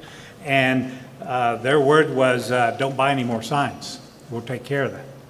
So that was a good feeling. And then 2 days after I met with them, they called me and says, hey, send us a digital of your map and all of the data, the point of beginning, point of end, the exhibits, and we're going to run it through our system and get organized. So I thought that was a good move on TxDOT's part for them to approach me for that data. And so it's good that we do have that. And so now what I'm in the middle of now is to do what I call the warning signs. You have a curve. Well, it's a curved sign with an arrow, and then right below it is a speed limit sign. Y'all have seen those? So it's amazing how many of those we need. I mean, hundreds. 2440, 2426, 2326. They're crazy how many we need. Your road? 2434, yeah. It's a lot of them. So now I'm working on that. Then also, when you come to a T intersection, across the T, you've seen, just like they're doing right down here, the yellow sign with the black. We're gonna at least attempt to get those installed also at all of our T intersections. My approach is really throw in everything in the kitchen sink, see how much of it will stick. Just so you'll know a little bit about the program, last year they did not spend all of their money. And the engineer told me, says, this year I've been told I've got to spend the money. We're in Hunt County. Hunt County is considered a distressed county, if you will, economically distressed county. So they just did, last year they did Fannin County. So it looks like with them coming to me for information, we have a good shot. Now, is it guaranteed? No. It's a program. I mean, Greenville, Hunt County, or one of the other counties, Delta County, come in and propose and take all the money. That's just the risk you're going to take. But anyway, we're working all that. Now, the other things that I'm working on is basically P&Z. As Mike said, we've been getting a lot of requests, people moving into the town. What do? I want to do this, this, and this. And so we've had, I've got 3 open cases now, people that are approaching us on what do I do in this situation. What it has been good for me is been where I've been able to take the zoning ordinance and I beat it to death, and just being able to go through the zoning ordinance, taking these problems, okay, go to the zoning ordinance, what do we do? And so it's given me a lot of insight and some little tweaks that we can do. I have prepared a kind of critique of the planning and zoning ordinance that we're going to be addressing after we finish budget. The mayor has it for his review right now, and then the council will be getting it after that. And we're just really kind of looking at some tweaks and things, and how do we make this a little more of a seamless operation from the citizen standpoint. But we've had some doozy requests and some things that we're going to have to address. Obviously, legal nonconforming use, big one. Setbacks, big one. What do I do? Half my property's in town, the other half is not. What do I do? Those kinds of things we're addressing. So it's been a lot of fun, and we'll be bringing those things to you after budget. I'm done. Okay, and it excites me that we have people on the council that enjoy doing things that I hate, so this is good. And you're doing stuff I hate. But it's just not my favorite, so. Okay, thank you for that. Okay, so let's go into the consent agenda. As we noted earlier, there's no legal bill this month. That's good news. And there's no engineering bill. And so all we have to do in the consent agenda is approve minutes. Now, the first one, again, in the spirit of always being honest, we had a motion and we got a second on approving the minutes, but I failed to call for a vote. I don't know, I just got so excited that we had a motion, I, for some reason, didn't call for a vote. So that's the reason those are back on there. And then, of course, we've also got the minutes for July 17th and 29th meetings. Do we have any questions? If we vote on it as a whole, you vote all of them. Tom? Yeah, I'd like to move the July 17th to the regular agenda there. Some edits I made that didn't get in. Okay, so I'm going to call that 0. Okay, And that's going to be July 17th. yeah. Okay, so we'll pull that one out. Okay, so that leaves us with the 29th of July and the 19th of June. Any issues on that? Yes. Okay, we have- So we need to move July the 29th to the agenda for corrections. Okay, I'll call that 0.1, just to be creative. Tracy, could you speak into the microphone? I'm sorry. It's hard Yeah. for us to hear. Okay, I'm sorry. Okay, So- July 29th is 0.1, so that's moved to the regular. So all we have left is the June 19th, which we already had a motion on, but I need another motion and a vote. So July 19th minutes. I'll make a motion, we approve July 19th, June 19th. Okay, Tom makes the motion. Do we have a second? I'll second the motion. Tracy makes a second. All in favor? Aye. Okay, unanimous, that passes. Thank you. My apologies for having to look at it twice. Okay, moving to the regular agenda. First up, item 0, July 17th minutes. Tom? Yeah, I'd made the edits, but I guess not everybody knows, but Ann had a lot of family medical issues, and so she's been out a lot, and my edits didn't get done. Okay, so But what are anyway, the changes? I'm sorry? What are the changes? Page 1, it's, we call the meeting on very first line at 5:30, because it says under A it's 5:30, they should be the same. So the very first line should say, call to order at 5:30. Okay, Not 5:33. got it. And then on page 2, coming down, where it says under item 5, update on, or after item 5, update on poultry shooting incident, it should be incidents, plural, from July 2024 and January 2025. And then the third line down where it says Cruz Manji had been recklessly shooting towards houses. Actually, he shot into occupied houses. I think that needs to be clear. There were people in them. And in the very last line on there, it says, sentenced to 4 years in prison and is anticipated will subsequently be deported as he is deported as he is and should be apparently illegal in the country. Because we don't have that in writing, we only have it verbally from the assistant DA. Okay, got it? Then coming on down, under road update, where the second line under, it says, the roads near Grande Verde should be comma, Green Meadow and four-post lane. The comma's left out. Then coming down under consent agenda, the second line down says motion to move to made by council member. It should not have two, just motion to move, cross out two, made by council member Hibbs. Got it? Then on page 4, come down to item 4 in the where it starts with Secretary Teresa and come down to the third line. At the end, it says largely due to missed entry from July 2024 for coal patch material. It should just be material. It's coal patch, but just material. Yep. It's not coal. And then over on page 5, the very first line says, praise volunteer road crew for recent work, noting the road look. It's roads, plural, look much better. There's multiple roads. Yep. And then coming down under Dennis Jenkins, line 1, 2, 3, 4, 5, 6, Mayor Jaffe explained, clarified, well, explain, you don't need the word clarified, that enforcement. And then that's all. Okay, anybody else? July 17th minutes?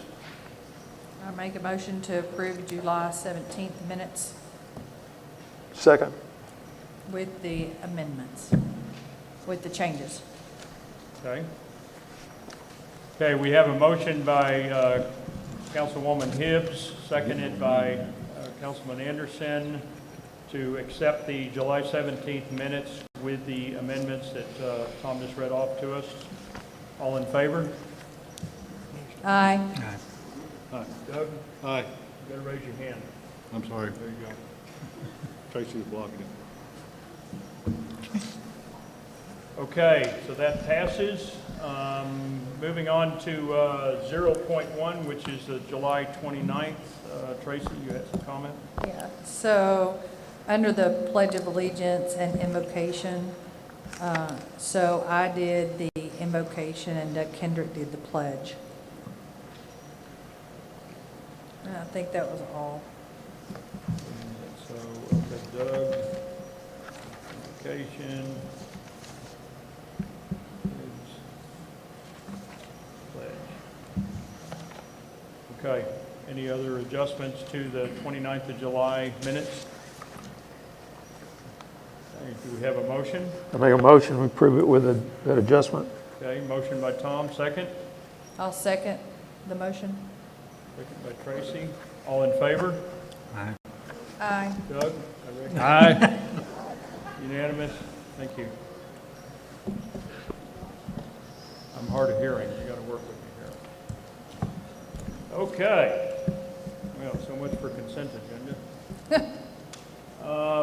Okay, so we'll move into regular agenda item 1. Discuss and take action as necessary on the Town of Poetry joining the Terrell Chamber of Commerce. That was put on there by me. If you remember back, if you're following along in our journey, at the June 19th meeting, Citizen Chad McFarland stepped up and presented a check to cover the entire cost of a one-year membership of the Terrell Chamber of Commerce.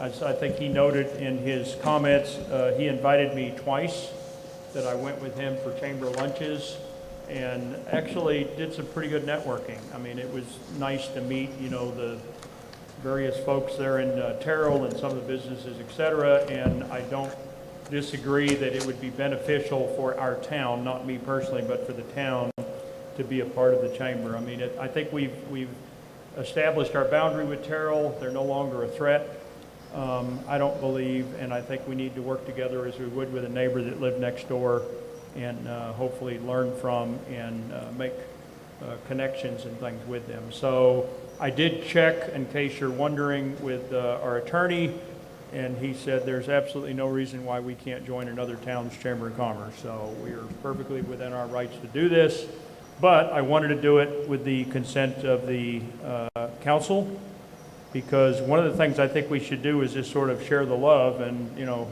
you guys can go have lunch with them every once in a while too. I don't need to be the only one, because there's all kinds of people there, and I think knowing them is good. So any discussion? So Mike, I'm sorry, go ahead. So this will be on, this, when does this go into effect? As soon as I fill out the paper and turn it in, so within days. But we're gonna post it on next year's budget. Can't. You're gonna have to take it out of this year's budget. Okay. Well, it's a donation, so it won't matter. Yeah, it's going to be right. So- It's going to be in and out. So do we want to include in next year's budget the $300? Yeah, I think so. Is it a yearly? Yes, Okay. I believe it is. I'll verify that, but let's Okay. assume it is for the moment, and yeah, let's put some money in there. And so that's going to be, we decided lobbying, right? Yeah. So we'll need So to up, 5130, it's currently Yeah. at 50, so it would need to go to 350. yeah. Account 5130. 5130? Yep, I have that on my paper. Scott, do you know where the sign-up sheet is? Yeah. You have had it it to right me? here. No, Can you tell me where I put it? I saw it while ago, it was on the reason. 'Cause I know you Aha, got it. There it I is. found it, okay. Thanks, Scott. There you go. I need to take those memory vitamins that I'm giving my wife. Okay, good. Okay, other comment? Yeah, I guess I'm in favor of it because Terrell's making a lot of changes. I mean, if you notice, they're adding those two enormous buildings for Amazon type. Right. And there's a lot of things going on in Terrell that affect us primarily probably through housing and spillover effect. But I think it's worthwhile when something is happening that would whoever goes to meetings here is just to go give a brief report. I mean, they are the closest town we have to us, I think. And they are changing. So I think it's worthwhile to do it. If nothing else, just to keep up with what's going on that might affect us in one way or another. Roads is one example, of course. Yep. Well, I just think it's a good stewardship. You know, they're our neighbors, and, you know, at some point, we will have to work with them on things, so, to your point, so. Okay, any other comments from council before we hear from citizens? Okay, so I show Tara Sinkovich signed up for this one. Tara, you want to make comments? No? Okay, she passes. Okay, so again, I'd like to run this through council, so do I have a motion? Well, I'll make a motion that we accept the membership that was provided by Chad McFarland for the membership in the Terrell Town Council, Very Town good. Council. Motion by Tom. Chamber of Commerce, Chamber not of Town Commerce. Do Council. we have a second? I'll second. Okay. Second by Terry. All in favor? Aye. Okay, unanimous. Thank you, Doug.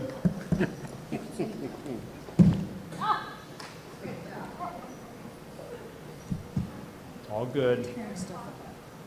Okay, so, yeah, there's not a item 2. It's very frustrating. This is proof you shouldn't proof your own writing because you don't see mistakes. I never even saw that too, so. Yeah. It goes from agenda item 1 to agenda item 3, which is to discuss and take action as necessary on the town of Poetry joining the North Central Texas Council of Governments. And I have a resolution to go along with this. Doug, do you want to introduce this for us, please?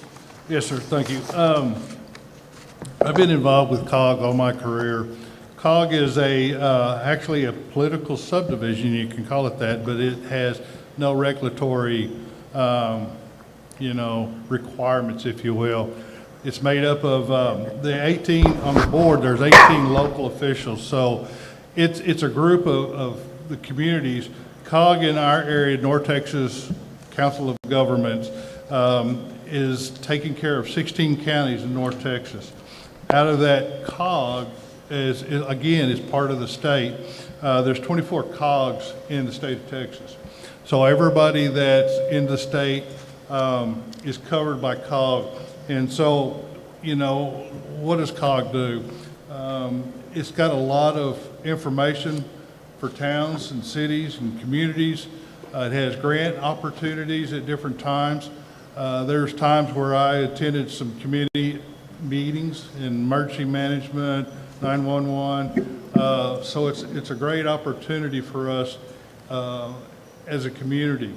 The membership that you have to pay every year is based on population, and our membership is $200.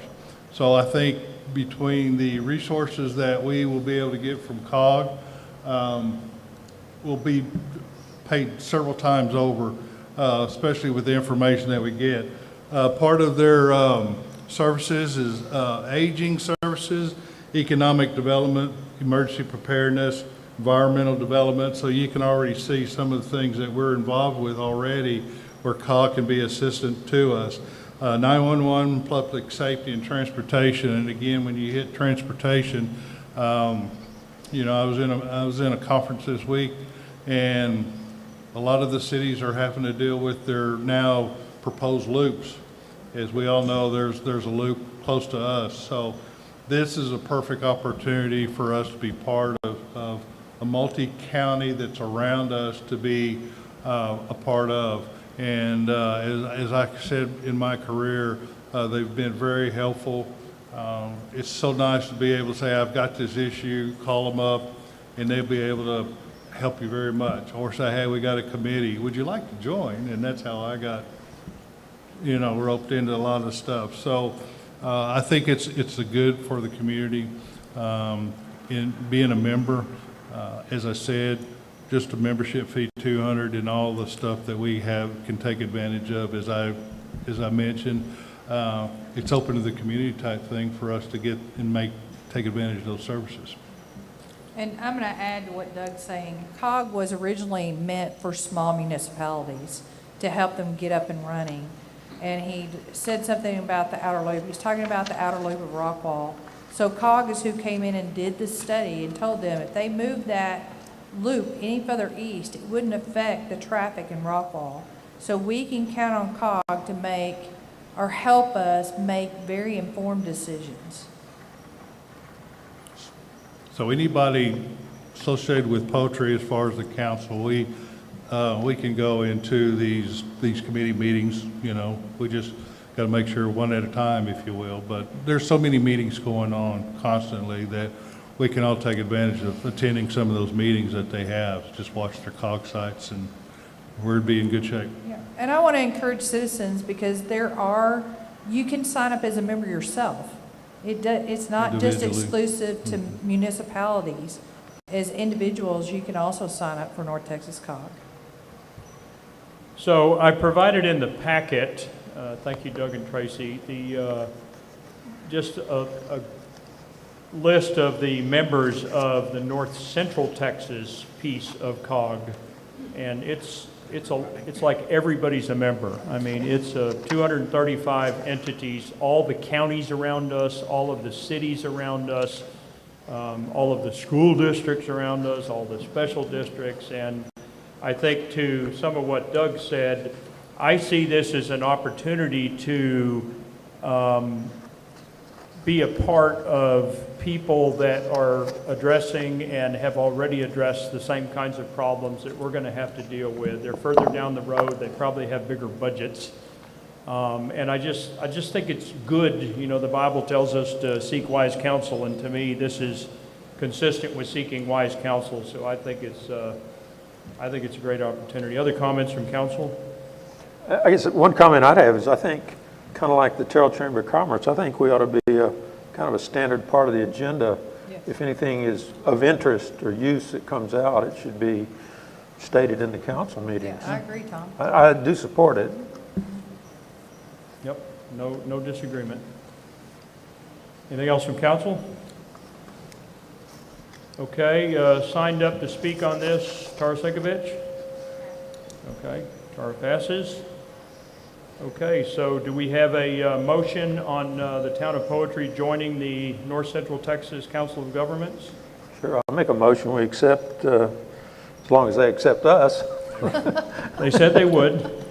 Okay, we have a motion by Tom. Do we have a second? I'll second. Okay, we have a second by Terry. All in favor? Aye. Unanimous, thank you. Yeah, I think we're going to get more than our $200 back on that one. And again, let's add that to our budget. Yeah, got it. It's just annual expense. Okay, moving on to agenda item 4, discuss and take action as necessary on updating resolution 2021-08-01R, establishing the National Incident Management System, NIMS, as a standard for incident management in poetry, and designating the mayor. So this is really just kind of a formality. If you pull this resolution up, it has at the end of it that it says, let's see, where is it? Okay, it says, be it further resolved, this is the very end of the resolution, be it further resolved that Tara Sinkovich is hereby designated as a local point of contact, LPOC. Well, obviously, she's no longer the LPOC. I am. And so again, looking forward to the future, I rewrote that resolution so that now it reads, be it further resolved that the mayor of the Town of Poetry is hereby designated as a local point of contact, which means whoever is the mayor is a local point of contact, which is the way it's supposed to be. So I'm just trying to make it a little, both update it and make it longer lasting, in that we don't need to keep putting individuals' names in there, because part of the challenge with transitioning, whether it's a council member or mayor, is all of this handover stuff, right? So the more generic we can make things, the longer lasting these things are. So anyway, that's what we're looking at, discussing, and voting on. Comments from council? Yeah, I have a comment, and this goes to the Guadalupe fiasco. Someone was missing, they didn't know who the second was. My suggestion would be is that we go ahead and make it the mayor, and in his absence, the mayor pro tem, or something to that effect, so that it's real clear and we don't, if an emergency happens, or Doug Kendrick or whatever, so that we don't get into the situation when they were in Guadalupe where who's next, and nobody knew and ended up with a disaster. Well, if the mayor's out of capacity, then that goes to the mayor pro tem automatically, so that will help. And Well, yeah, and that should have happened in Guadalupe too, and it didn't, in Kerr County. Right. So my suggestion is go ahead and make it official. And I'm not debating you, Tom, I'm just discussing. So, but is that because it wasn't written in a document, or is that because they didn't do what they should have known they were supposed to do? I guess that's coming out in the hearings, and we'll know more. Right, but I mean, I think it's, writing it down doesn't make it happen. No. Doing it and being, prepared makes it happen. So, I mean, I'm not opposed to putting in there, and I'm not opposed to it either. As Doug can speak for too, when emergencies happen, it's only as good as the person in charge. the people, right? Period. Right. It doesn't matter how many contact people you have. You Well- have to have that leadership. So, to Mike's point, to keep this basic and generic and repeatable, that we don't have to redo this every time. If we want to add mayor pro tem sequential to the request of the mayor, that would be fine, but I wouldn't start naming names. Oh, no, to I'm that not point. in And favor of that Use it, either. Doug, or it something might, like that. just from some of the training I've done in NIMS, it might require both of you at the same time, in Oh. a different In a capacity. national disaster, sure, but, so yeah, I'm fine with adding that. How do you want to add it? Just a or Just the mayor statement and beside So it? I'm writing it here, so I'm writing the sentence. In And the or? event that the mayor is unavailable, the mayor pro tem will act as local point of contact, Yes, LPC. that would be good. sometimes when you're getting your town graded, that's kind of one of the catalogs that they look at too, is are you under the NIMS management system, that type, depending on what you're looking for. So everything we're doing there, Well, we're and improving and of ourselves. course, prior council and mayor did this a long time ago, right? So I think we did the right thing. Again, this is just a formality. It's just if some disaster happened, they're going to be calling Tara Senkovich and not the current mayor. And we Correct. just want to eliminate that confusion, Okay. so. Yeah, and Mike, I want to, when we get done voting on this, if this calls for a vote, it does, we need to go back because we didn't do this right. Or is it something we need to discuss since it's in the packet?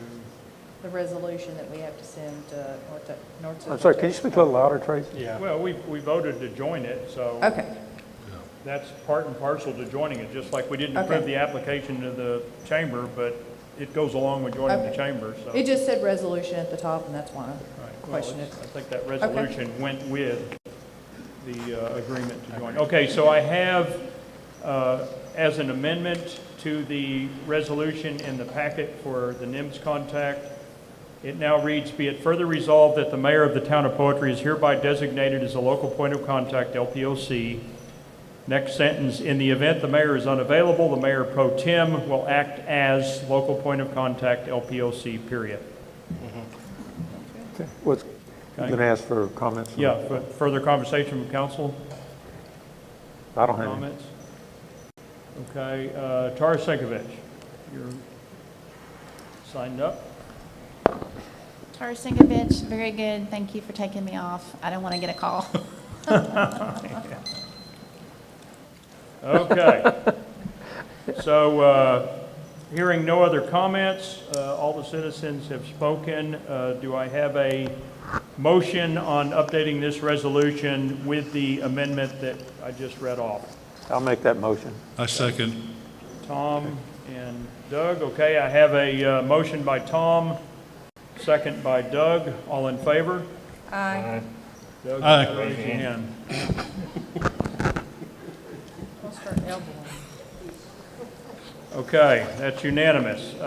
Moving on to item 5, discuss and take action as necessary on a standards of conduct ordinance with exhibits. Tom has sponsored this, so I'll let him speak.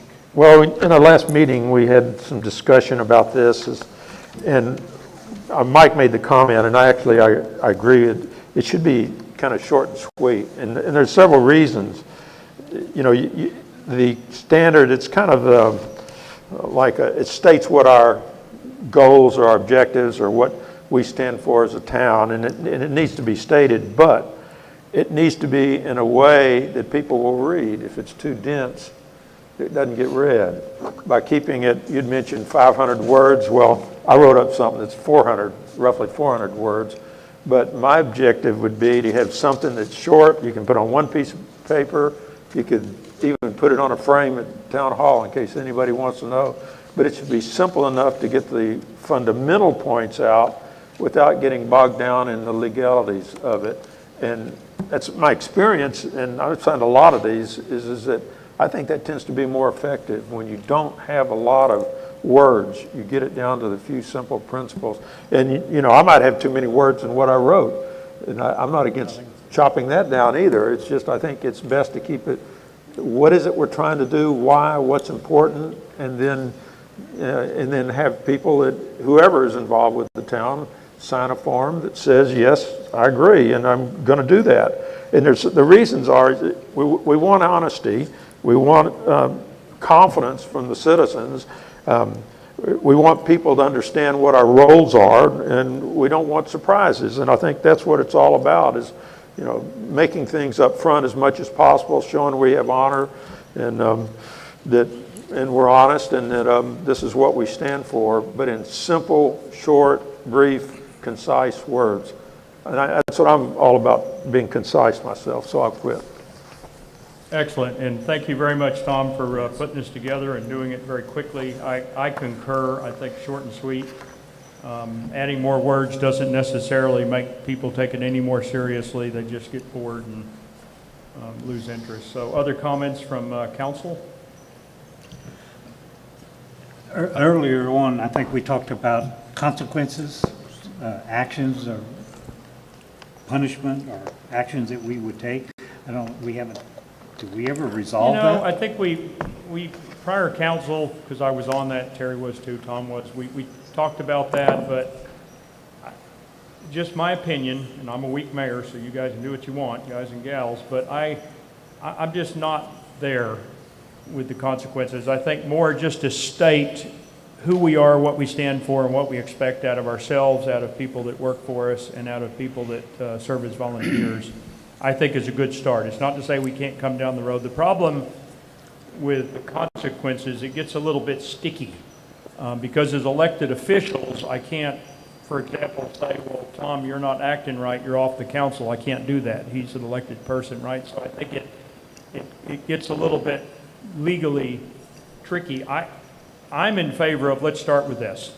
I think up to this point, we've not declared, I mean, we do a little bit in our decorum document, but we really haven't declared sort of the code of the West, as it were, and that's what this kind of is in my mind. I think this is a good first step. I'm not as concerned about, I mean, what do we want to do? I think if somebody is a volunteer, we do as we would with an employee. We have a conversation and we say, listen, there's an issue here. We need to talk about this. And if it doesn't end well, then, we have to rethink whether we want them to be a volunteer in the future. If it's an employee, then we take it from an HR perspective. If it's a council member, I mean, we just, maybe we have an executive session and we, talk a little bit about what's going on. But I'm not to the point of focusing heavily on the punitive. But again, I'm a weak mayor, so you guys can do what you want. Well, I agree with you in principle. I don't think we should be stating what penalties are there.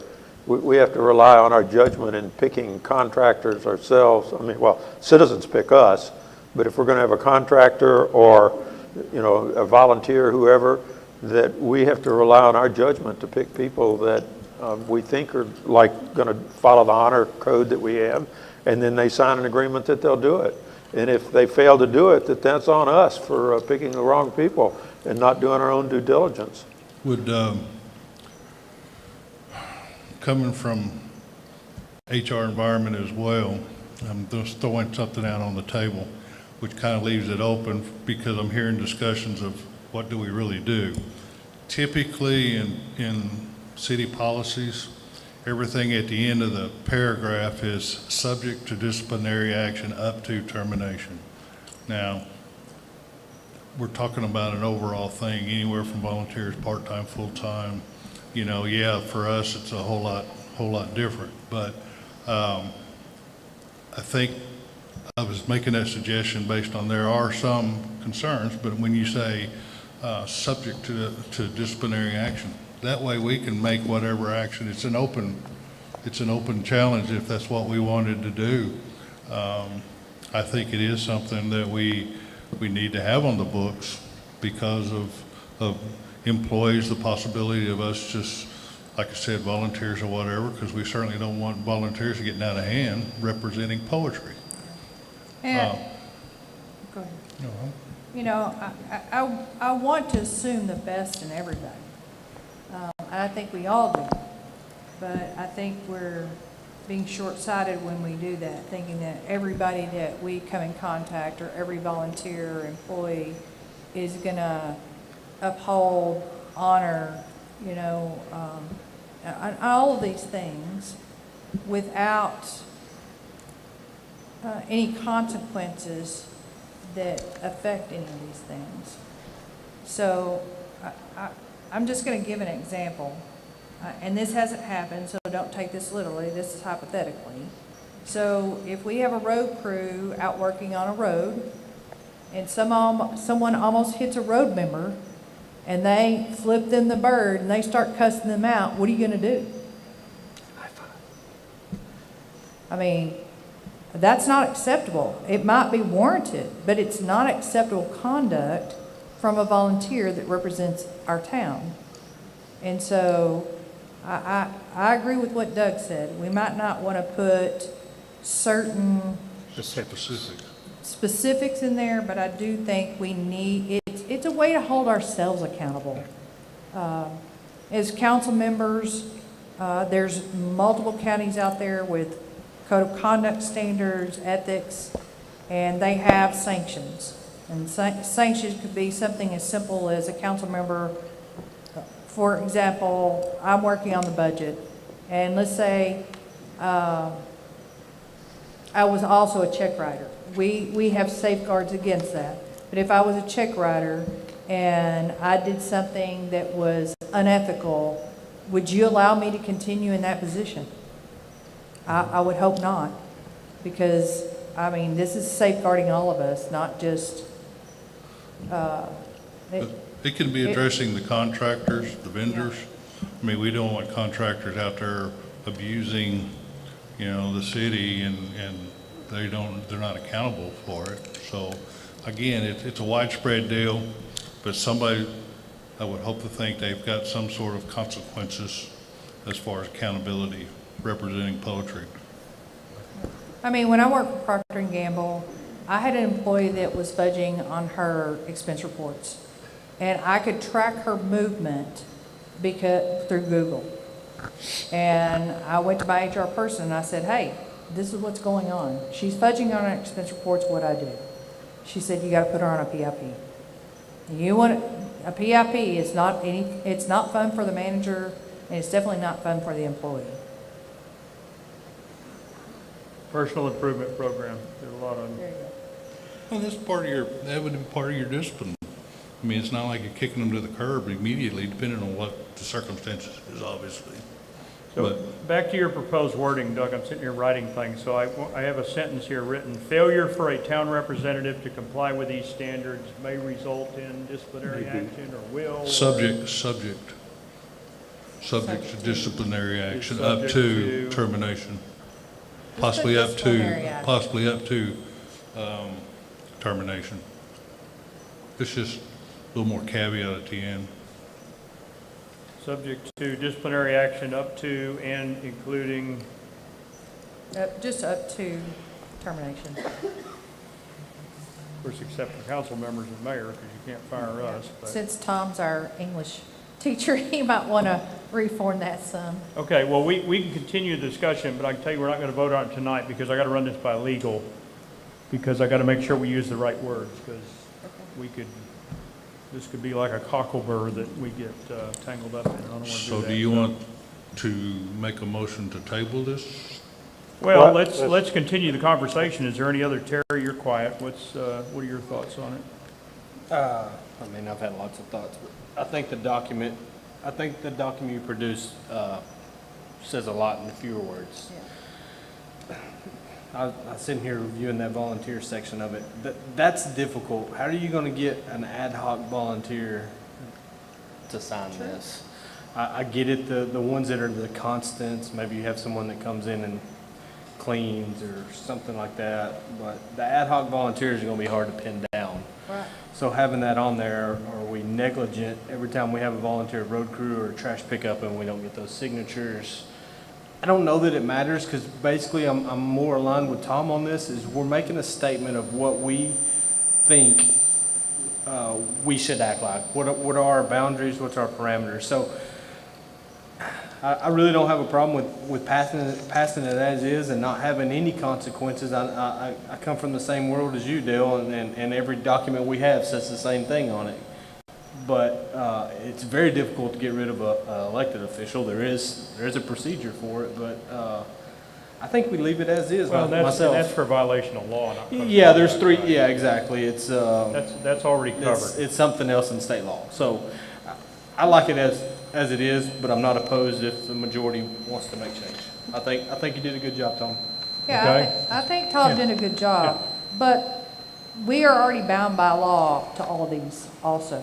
And I think that previous council, that was the whole topic of discussion. No. No? So what if we took volunteer out of the document? Well, but we want anybody that could potentially be a representative of the town. If they're wearing an orange vest helping with the road crew, they are representing our town, right? We don't want them making obscene gestures and nasty comments. So I think it needs to be volunteer.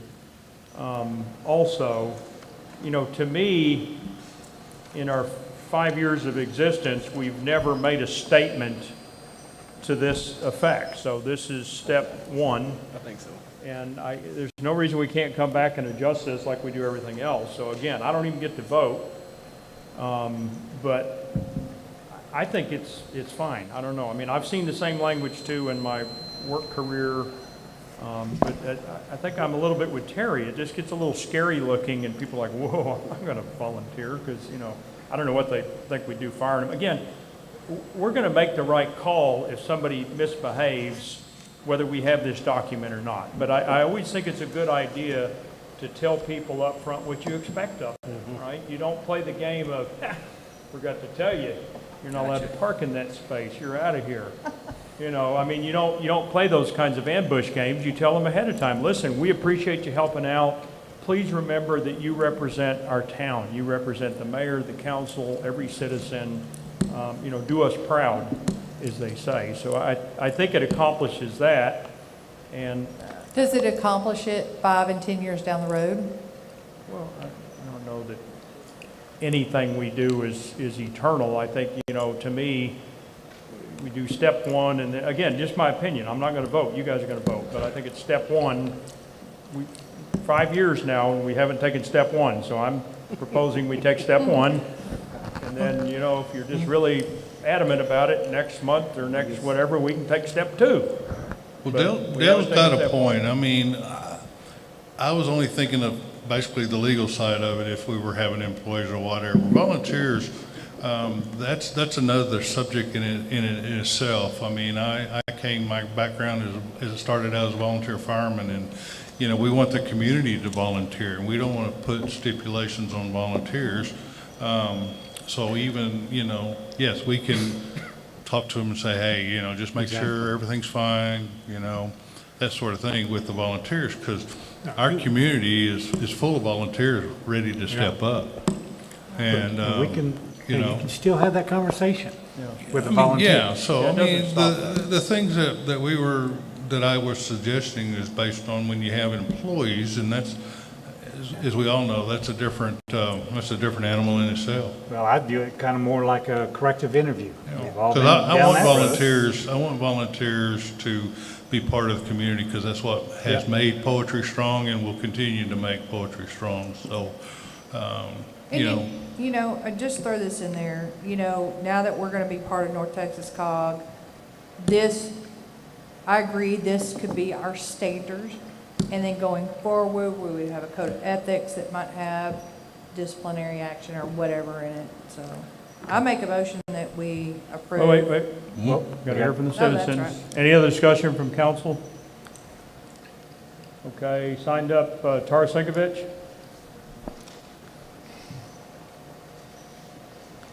Good job, Tom.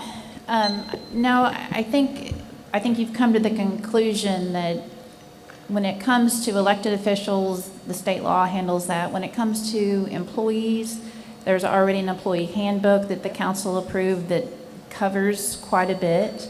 So it looks like this document would be kind of an overarching, but also primarily for the volunteers. And I kind of like the way you're going with that is, you know, we should keep it light, you know, and positive. Hey, thank you for volunteering. Here's kind of our standards, you know, and I think what Mayor Mike is saying is accurate on that. Thank you. Okay, so it's back on the table unedited for a motion and vote if you so desire. Do we have a motion for the unedited version, just as Well, I'll make a presented? motion, we accept it just like it is. Okay, we have a I'll motion by second the Tom. motion. There you go. Okay, we have a second by Tracy. All in favor? Aye. Doug? Okay, we have opposed? Opposed. Okay, so we have 2 opposed. It's Doug and Dale and Tracy, Terry, Tom are 4. Yes. Okay, so motion passes 3-2. Next agenda item, item 6, Discuss and take action as necessary on status and next steps for planning and zoning. Dale is going to kind of intro this, but let me throw my mayor part in. I predict we're going to be, this council, talking about planning and zoning for the next 2 years, okay, for the entirety of my little career here. And that's because it's that complicated, it's that in-depth, and I think it's that important. Let me say, though, and I know some people are going to speak on this, I am, and I don't know that I ever have been a fan of zoning. You know, it kind of reminds me, I was thinking about it, it's a little bit like talking about life insurance. You know, the problem with life insurance is I have to die for somebody else to get something out of it, right? So I think planning and zoning is one of those kind of topics for me that I really am not a fan, except that I understand the purpose that it can serve, right? And when I talked to some of the TML attorneys this week, for example, you know, planning and zoning is something that towns in Texas have the ability to implement but are not required, right? The town of Houston being the best example. The town of Houston, city of Houston, has no zoning. In fact, I think it's the largest city in the United States with no zoning. And of course, if you've known much about Houston over the years, it looks like a town with no zoning, right? It's like, where's the downtown? Nobody knows. It's all over the place. But you can exist without P&Z.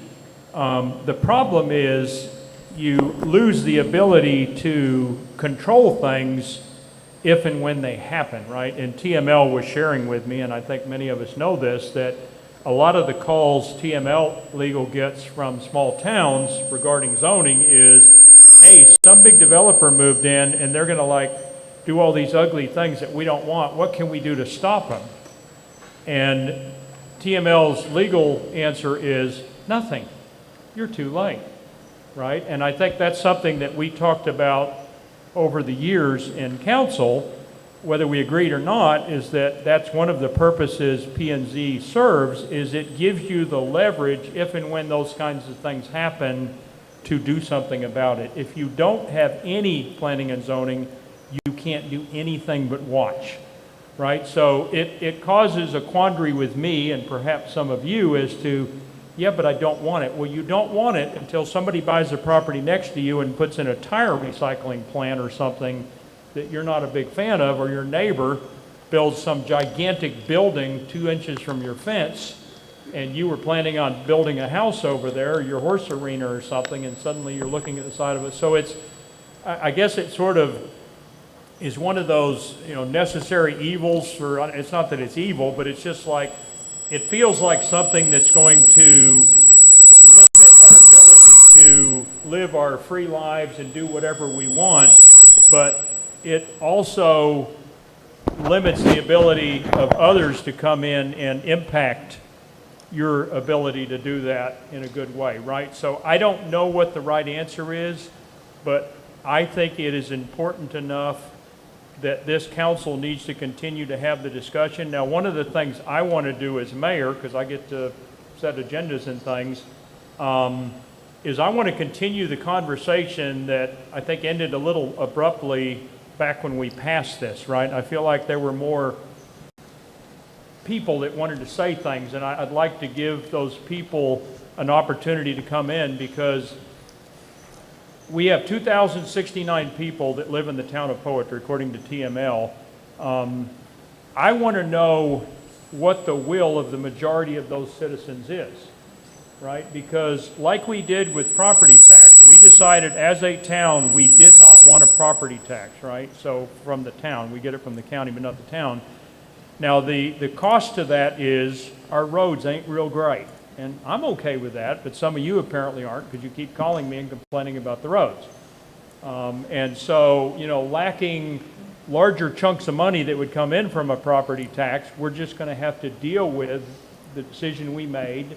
And I think P&Z is going to be the same. If we decide as a town, the majority of us, not just the council, but as a town, that we don't want to do P and Z, or we want to do an even lighter version of P and Z where we just talk about setbacks and very basic stuff, I guess that's okay with me because we're representing the majority of the town, not 2 or 3 people, not the 6 people sitting up here. But I do think we as a council and me as a mayor and any future mayor, we have a responsibility to present to the citizens, all of them that voted or not voted for us, the cost and the benefits and consequences of these kinds of decisions, right? So that we can make intelligent decisions. So if we decide, you know what, we don't want planning and zoning, okay, I'm going to write that down, and we're going to remember that because, again, when somebody buys the land next to you or across the street from you, around the corner from you, and decides to do whatever they want with it, because we have no restrictions, you're probably going to be in a different mindset. So I say all of that just to kind of set the table here. I am not a fan. I wish we didn't need it, but I also wish we didn't need most of the laws that we have on the books because they just sort of remind me of all the things that can go wrong, and I don't like to dwell on that, but things can go wrong, and so we need to prepare, and I think Tom shared with the council years ago, we don't need to rehash it, but some of his journey in the town of Sunnyvale, when they wanted to stop some things, and they had no ability to do that because they didn't have a plan, they didn't have ordinances and other things in place ahead of time. You can't do those after the fact. Those things have to exist prior to the event you want to stop. And I think that was some of the thinking with the P&Z. Let's throw something out there so we've got it. And I'll hand it over to Dale here to kind of talk about what's going on lately, because even though we don't have a fully fleshed out P&Z ordinance, Board of Adjustment, all this other stuff, we are dealing with a bunch of P&Z questions. Every single week they're coming in, people buying land, selling land, splitting land, moving houses, adding septic system. I mean, it's crazy how much activity. Dale? Well, Mayor, I agree with you. I think we do need to take it back to the citizens and make some of those changes because it was, but this 10 seconds, we have a zoning ordinance. And this 10 seconds, we've got 3 cases on the books that we have to resolve. And so that's what I've taken on, is going in and meeting with the people and trying to resolve that, but by using our existing zoning ordinance. Now, right now, our big problem with our zoning ordinance is not the ordinance, it's the fact that we have no policies and procedures. As an example, we have a number of properties in Poetry that have been abandoned. These are unoccupied houses, some that are legally non-conforming based on the new zoning ordinance. So part of our problem is, in which I'm going to start bringing these issues to the council, is so we have a mobile home that's less than 50 feet from the right-of-way. Our setback is 75 feet. The right-of-way, half of that is 25. You got to be 50 feet off the fence line or the right-of-way for your home. This is less than 50 feet. So it is a legal, because it was there before zoning, it is a legal non-conforming use. However, we have no policies and procedures. What happens if someone says, we're going to move back in? Our ordinance says if it stays vacant more than 6 months, you can't do that. But we have no policy and procedures. The things that I would do is, council, I have a property, here's all the data, 2 or 3 of people have gone out and looked at it. It's unoccupied. I've checked with Farmers Electric, hasn't had a meter for a year. I move a motion that we start the clock ticking tonight at midnight. So we go on record to start the clock ticking. And 6 months from now, then that property becomes non-conforming. No one can ever move in. It can't be lived in until it's corrected.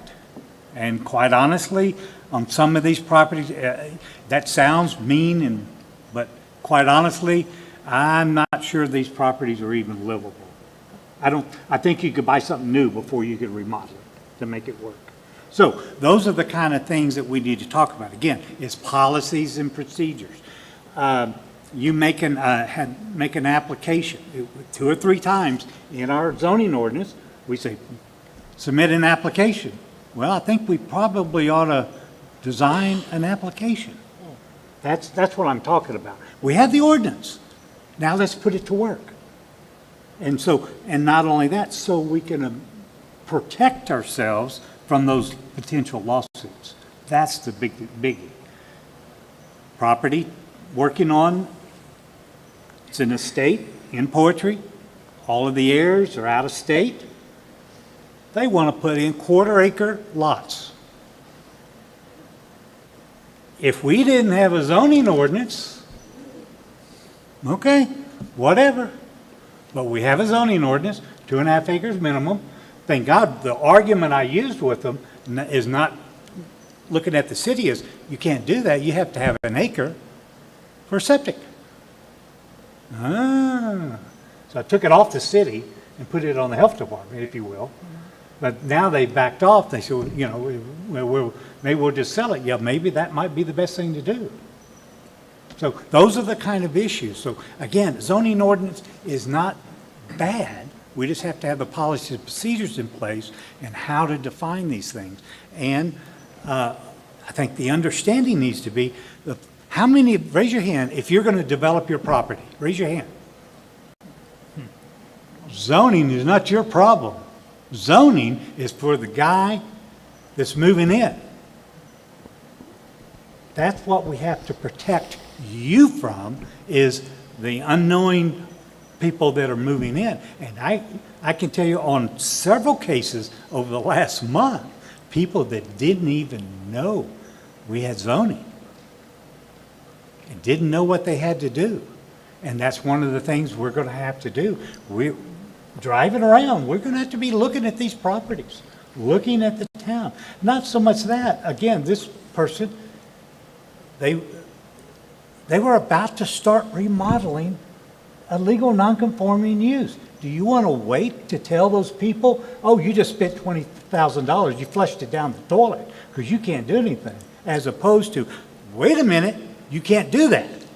And that's where I think we need to, the approach that I'm trying to look at is, how do we protect unknowing citizens, new citizens, to keep them out of trouble? And 2, how to protect the neighbor. So that's kind of my spiel. So again, back to my perspective, I think a zoning ordinance that does as little as possible to impact the way of life as we know it. I'm kind of like what Terry said at a couple of council meetings in the past, that he doesn't have, I don't know what words, you just kind of have this image of what poetry is. A memory of it, and I have a memory of it, and a lot of you have a memory of, I don't feel like I'm in the speaker, okay. You really do have to kiss these things.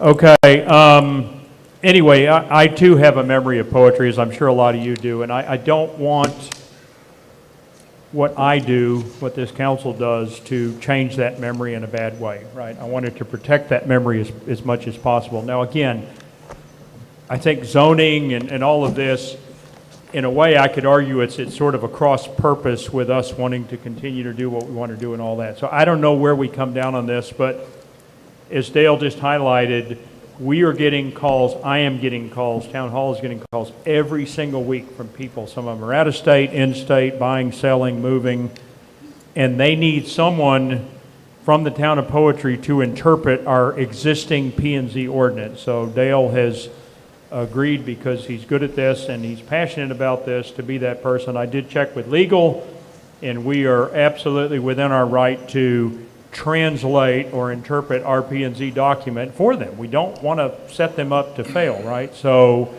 that's exactly what we're doing. Now, just, he didn't mention it, but I'll bring it up because we've had some conversation, he and I and others, about this.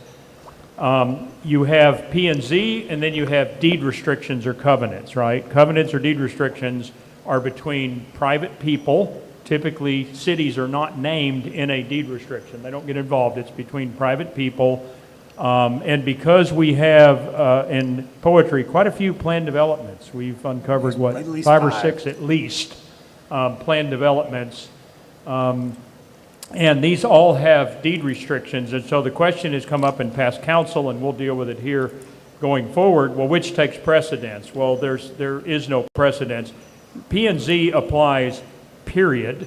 And it is in the best interest of the landowner to pick the strictest of the two, P&Z or deed restriction, when they build. So Dale is dealing with one right now where they're splitting, they've got 2 parcels.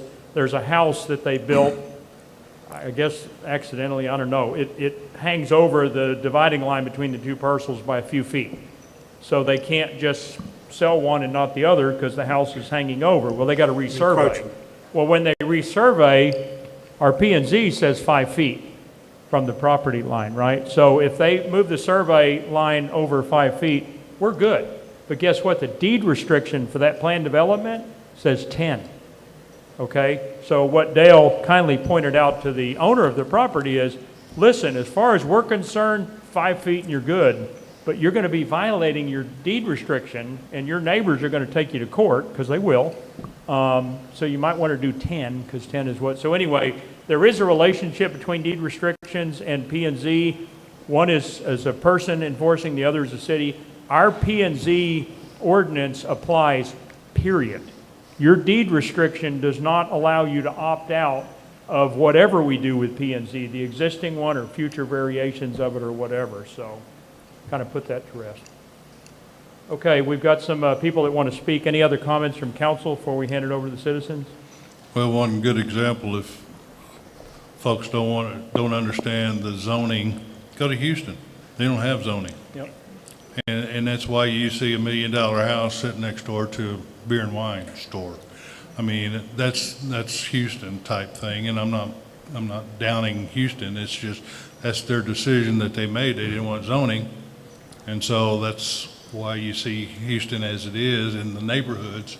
You know, people are thinking that we're going to turn the world upside down here in poetry when we're not. All we want to do is protect our community as such.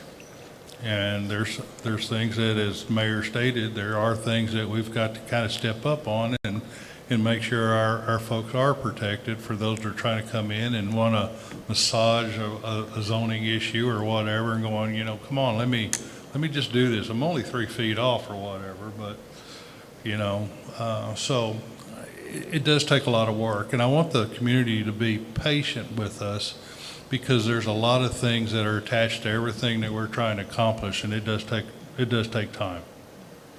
You know, I too, thinking about planning and zoning, you know, I want poetry to stay just like it is. I don't want anything. If we had no regulations, I would be perfectly fine. But then I have to think about, what about my next door neighbor? They have a ton of property. I'm on the end of the city limits. And if they developed all that land, I'd be surrounded by homes, and there's nothing I could do and nothing this town could do because they're in the ETJ. My property, except for 286 feet, is ETJ. You know, so I hate to say it, but we need some kind of regulations, but the only thing is we can only regulate the 311 feet from the center of the road. So, I mean, it's tough being in this seat here, because I don't want it any more than anybody else does. But then I have to think about, if we don't have planning and zoning, and we don't have some type of fee structure for people that are wanting to bring in development, how will this town take care of their roads? We can't survive on what we've done in the past. We just can't, not our roads. So it's tough. These are tough decisions. And I'll tell you what, anybody that wants to sit up here in 2 years or when my term is up, please run, because these are not fun decisions. Well, let me say too, I said earlier, and we'll hand it over to the citizens' comments here in just a second.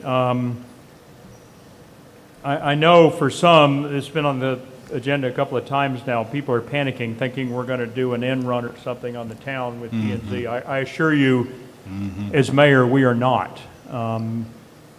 Long before we make any drastic changes to P&Z, we will have been talking about them up here as a council, so there's not going to be any surprise.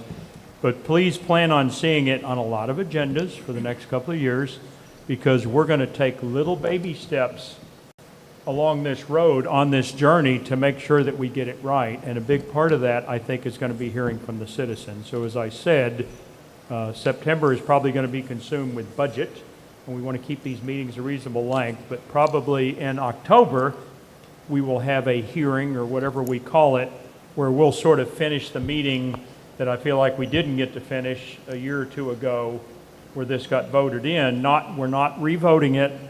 I just want to hear the rest of the comments, right? I know there are other comments and even some comments that are developed since we implemented the ordinance, and I want to hear so that as we make decisions, it's based on hopefully a large amount of information coming from the community, right? Because I think to some extent, this is going to be a little bit of a mediation or negotiation between us and the town as to, okay, so where do we come down on this?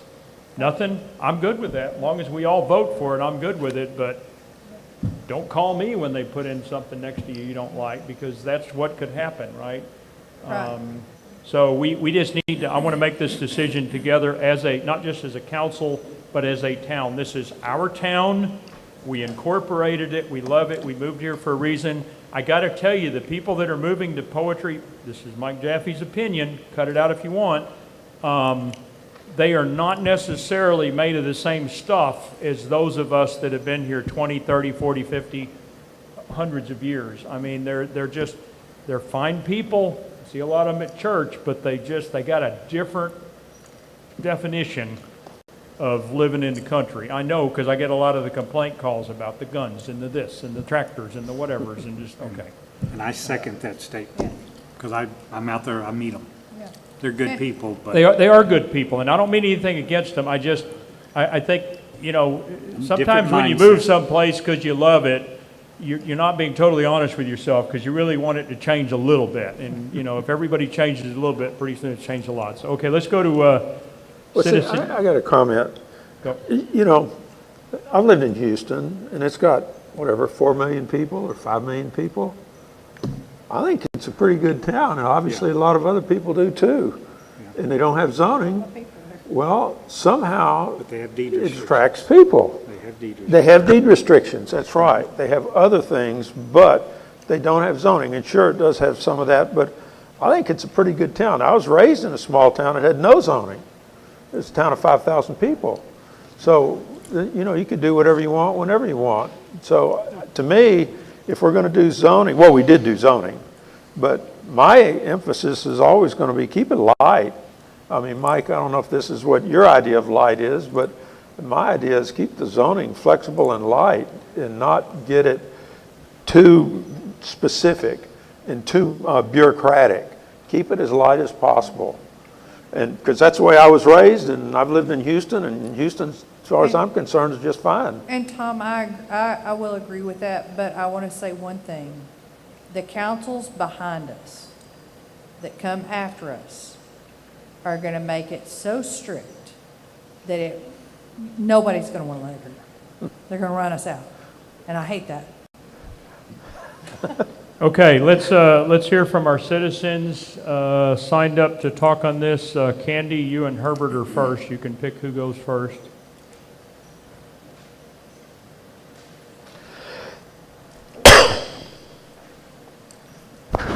Candy Fletcher, Town of Poetry. Before I read what I wrote, I'd like to just address something that Councilmember Bryant had said. If someone does move back into that mobile home that's only 50 feet from the road after it's being vacant, what's it going to hurt? Well, we're not going to comment only because we don't want to get into a conversation. Right, and it's just hypothetical. What is it going to hurt? Is it a cosmetic thing that we don't want people by the road? Or is it a danger that it's by the road? In Houston, there's a $1 million home next to who knows what. What's it gonna hurt? It's not pleasant to the eyes, but everybody's got a different financial situation. That mobile home that's only 50 feet from the road might be somebody's last chance of having a roof over their head. I'd just like to bring my voice before the board and citizens of Poetry about planning and zoning. I'm aware that some regulations are absolutely necessary due to the few people that would endanger their neighbors because of their lack of care for others around them. This would include things like where your waste ends up, or keeping dangerous pets in your yard away from neighbors' children, shooting guns across property lines. But when we're looking at regulations that keep you from putting up certain types of fences or solar panels in parts of your yard, that's cosmetic, in my opinion. That's already taken it too far for country people that just want to do what we want to do on land that we purchased here in Poetry. We chose to live in the country for that reason. Now I hear talk of possibly more regulations and having to pay for permits for things we want to do on our own property. Councilmember Bryant, you said if we're not developing, these zoning ordinances won't affect us. What if we want to build a barn? What if we want our grandchild to move in a fifth wheel on our home and be beside us? These will affect us as citizens, whether we're planning on doing anything major or not. Permit requirements will not keep developers out, and they will find ways around any barriers we try to put up. I'd encourage each of you on the board to talk to random folks in Poetry and get their input as to what they would like to see happen in our future. And I'm really glad to know that y'all are listening, and I feel like this board does listen. So thank you for that. From the people, is it 3 minutes? If you're close, finish. I'm not close, but that's okay. I'm good. Okay. Thank you. Candy. Herbert?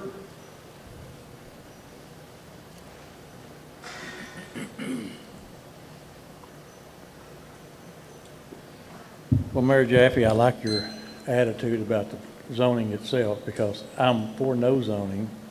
And the reason I'm for no zoning is because it's just extra money, it's extra expense, permits, fees, and people that want to come out and tell you what to do on your own property make me want to shoot them, period. I mean. We'll cut that out of the recording. Yeah, please do. That was just a statement, it wasn't a fact. That's a Hey, the reason I moved here was because there was no zoning when I moved here. I bought a place 15 years ago out here, and I loved it.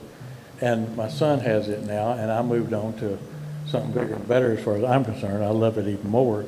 And I don't want to have to pull a permit if I decide to build a little mother-in-law house or a barn or anything else. Matter of fact, most of the zoning of mine is ETJ, so it wouldn't affect me anyhow. But I do a lot of jobs around here, and all the banks that I've worked with lately are requiring a third-party inspector to make sure their investment is taken care of. And they do a lot better job than these city inspectors I deal with every day.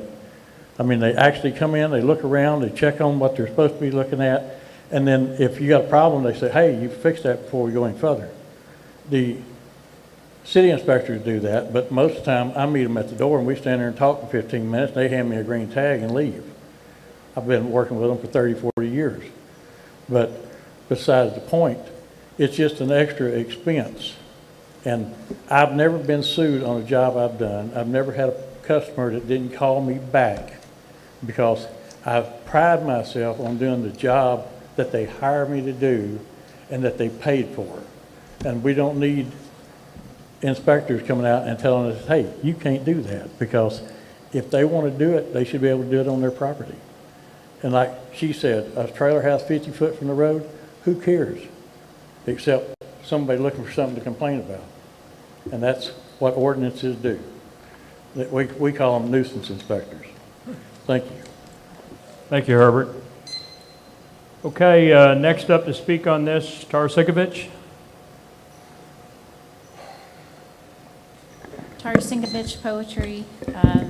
I appreciate your synopsis, Mayor Mike. I think, as the saying goes, nobody wants rules until their neighbor does something they don't like. And I think that applies beautifully here. In the 21 pages of a zoning ordinance, planning and zoning ordinance versus in our little town versus 307 in the city of Terrell is quite a contrast. And so I think those who developed it had in mind protecting the integrity of the rural atmosphere that we all enjoy. And that is, that's the heart of it. That was the heartfelt desire of that. And, whether or not it's accomplished that, I guess, will be something that time will tell. But, the Mr. Vinson's driveway clause, I believe, is very powerful. And in the year's time that I spoke with some of these, there was a handful every month. All of them were approved. The septic were approved. There was one that was non-conforming that I had to, go with legal on, and that was approved. We don't want to harm our own citizens, in my view. We don't want a lot of, if someone wants to build a shop or barn, let them. To Miss Candy's point, I don't have a problem with someone, if that's their last ditch, mobile home. I don't have issue with any of that. And so I just feel like, as a citizen of this town, I just feel like, as few rules as possible. Yes, we want to protect the integrity. And yes, the driveway clause, I think, can be important. In fact, it was very helpful a couple times in speaking with some potential developers. And so, and it's it's been very, very helpful to say, hey, we have zoning, and it has detoured some potential negative impact on our area. But anyway, thank you for what you're doing. Thank you for clarifying that, and thank you for listening. I think that's excellent. So, Okay, thank you. Okay, we're not going to take any action on this as promised. My routine language on these agendas, you'll notice, is discuss and take action, because prior council was trapped from time to time because we'd say, well, I'd like to form a committee or something, and it's like, doesn't say take action, so please don't panic when you see and take action. That's just so if we want to do something probably not even significant, we have the ability, right? So in this case, the wording is on there, but we ain't taking any action. We had a conversation, that's what we wanted to do. We got a little bit of feedback. I feel like I need to kind of clear the air too, not just for those in the room, but others that will watch a recording later. I very much appreciate, as I do every council member here, but I very much appreciate Councilman Bryant taking this on. One, because I think he has a lot of history and experience, but please, let's not shoot the messenger, okay? Dale is interpreting our ordinance. Dale isn't making things up. He's not imposing his will. He's simply trying to read our ordinance and translate it for people that need an answer, right? We can't just say, I don't know, just do something and we'll sue you later or we'll figure it. No, I mean, they want to know, and I think they deserve answers. And I very much appreciate Dale stepping up and taking on this role, but it's a little like being the only cop in a little town. You're not going to be popular with everybody. And, I think there's some people out there that are like, well, Dale is doing, no, Dale is reading the ordinance. You can read it too. All he's doing is basically reading the ordinance that this council passed a year and a half or so ago and telling people what it means so that they don't get themselves into trouble. If we don't like the ordinance, let's not hate on Dale. Let's discuss and change the ordinance, okay? It's not Dale's ordinance, it's the Town of Poetry's ordinance. So thank you, Dale, for what you're doing, and stop hating on Dale, because he's doing a good job. But I don't mind taking the shots. Can I have one more thing, Mike? Please. Do you mind? I want to thank everybody for their participation, and I know we're going to have more. I'm glad that you're going to open this back up, because the document wasn't ready the first time. There was a lot that was sitting out in that audience that was saying the same thing that they're saying today. And I think it's important. I don't think we can throw the baby out in the dishwasher. I think, to Mike's point, we're going to have to start making small steps. So be specific when you come to us with a concern. To Candy's point, what does it hurt? Maybe it doesn't. It doesn't bother me. But we can't be subjective. It has to be objective when we review this. So to your point, Tara said, what does it hurt? When you start being subjective, that's when you're going to find yourself in a lawsuit. So if we want that to be okay, we need to say that that's okay, or take out the exclusion, the specific language that says it's not okay. So I'm going to ask you all, as we massage this thing over the next 2 years, as Mike is kind of leaning to, that we get really specific with what we want.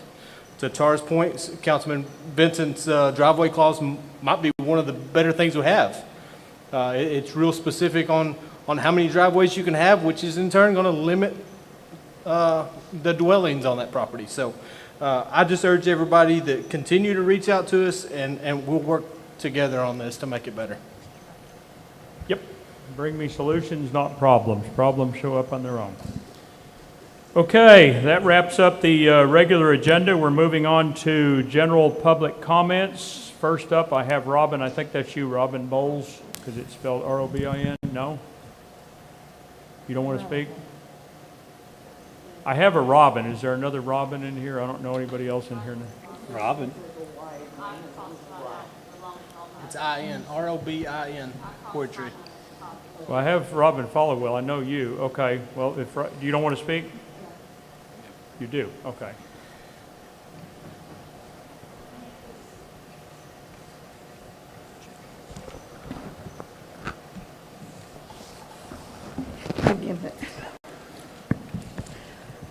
Down so you can hear me. Robin Bowles, poetry.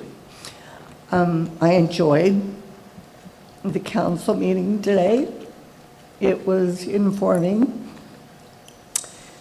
The people who are talking, I agree with some. I don't agree on everything, but that's normal with everybody until you talk to them and figure it out. So I appreciate what all you're doing.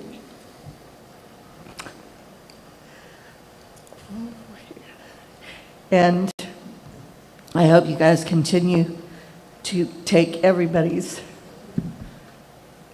voice into consideration when you're making things, laws, rules, agendas into account. But thank you for all you're doing. And that's what I have to say. Thank you, Robin. Thank you. Appreciate that feedback. Tara Sinkovich? Tara Sinkovich, poetry. So I recognize that budget is enormous. It's an enormous task. I truly do understand that. I would like to see at some point, I didn't hear all of it. It was hard to hear in some of the early one, and I missed some of it. So at some point, encumbered funds are going to be listed. All the encumbered funds will be listed in total. Is that right? I know you can't. Well, I guess you can answer, but I just want to make sure that that is listed so that it doesn't bite us in the rear as a town, because that has to be spent only on roads. Yeah. And then also back in November of 24, there was a resolution that council passed in order to get the grant that we would spend the 5% match. That's $37,500. I think that probably should be in the budget. That's in order to even qualify for the grant. Remember, the council had to vote on that, and so that $37,500 is the 5% match. And so, sorry, but I think that would have to be in there as well. I would like to see, I know that you've been working diligently with Hunt County and Kaufman County. As a citizen, I'd like to see the reconciliation maybe on the escrow accounts for both the counties on the roads, because I feel like I'm in the dark on that. I know you're presenting that, and I appreciate that, but, you know, I'd like to see the numbers on the escrow, you know, like maybe a escrow reconciliation for both counties, perhaps. Also, back to the first time we did zoning, I think we only spent around $2,000. It was like $1,000 for mailouts and then legal and extra, a little bit of mapping. It was less than 2,000, just FYI. Other than that, good meeting. Thank you for all your work. Thank you, Tara. Oh, and I appreciate the building. It's fabulous to have air conditioning. Air conditioning is one of my favorite all-time inventions, but I'm shivering, and I don't know if anyone else is, but okay, I'm getting a little shocked. I froze last time too, but anyway, I'm appreciative, but it's a little chilly. Okay, well, you can't fall asleep when you're cold, so keeps you awake, I guess. Jack, I'm guessing that's Mr. Sinkovich? Okay, Jack's going to pass. Robin Followell?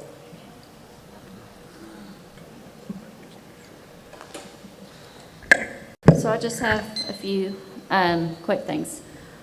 I think I wasn't planning on, but I'm going to go ahead and do it on my general. I think what Dell was referring to, just to help clarify on some of y'all with that, about the home that's been there, it's abandoned, about that. A lot of times when you refer to you keep it to it's 6 months and let it come non-conforming, a lot of times that mobile home, the one I think you're specifically talking about, it is disintegrated really bad, dilapidated. It's been that way for a very, very long time. All of the rain we've had, it's more likely uninhabitable. And like he said, it would need to be more demoed than try to even remodel that. You would basically have to replace every single thing in it from all the weathering that it's had. So that's why they put those things in place, so you don't have squatters or people that, we have this piece of property and it's been vacant more than 6 months and we didn't have it on the books. Then it's a safety hazard. If people move into that, and let's say the neighbor down the street sees people living in it and contacts the city, and then we don't do anything about it because we're letting them live in this uninhabitable, another lawsuit for this town. Anyways, sidetracked on what I was going to say. I thought the last meeting y'all said that there was going to be some road repair on 2400. Is that still going to happen? It's a coming. Okay, just checking because my spot's still not fixed. As a statement of fact, and we'll give you a little time here, I don't want to cut you off, but I spoke to, because I anticipated you would ask this question, I spoke to David Monroe yesterday and said, hey, what about, and I sent him pictures and address and all that, he assured me it's on their board. Okay. It's on the list. And we did work, as Tara pointed out in the last meeting, the high part, 2400, call it, that end, we have not worked the other part. It's on the list. It's ongoing. Okay.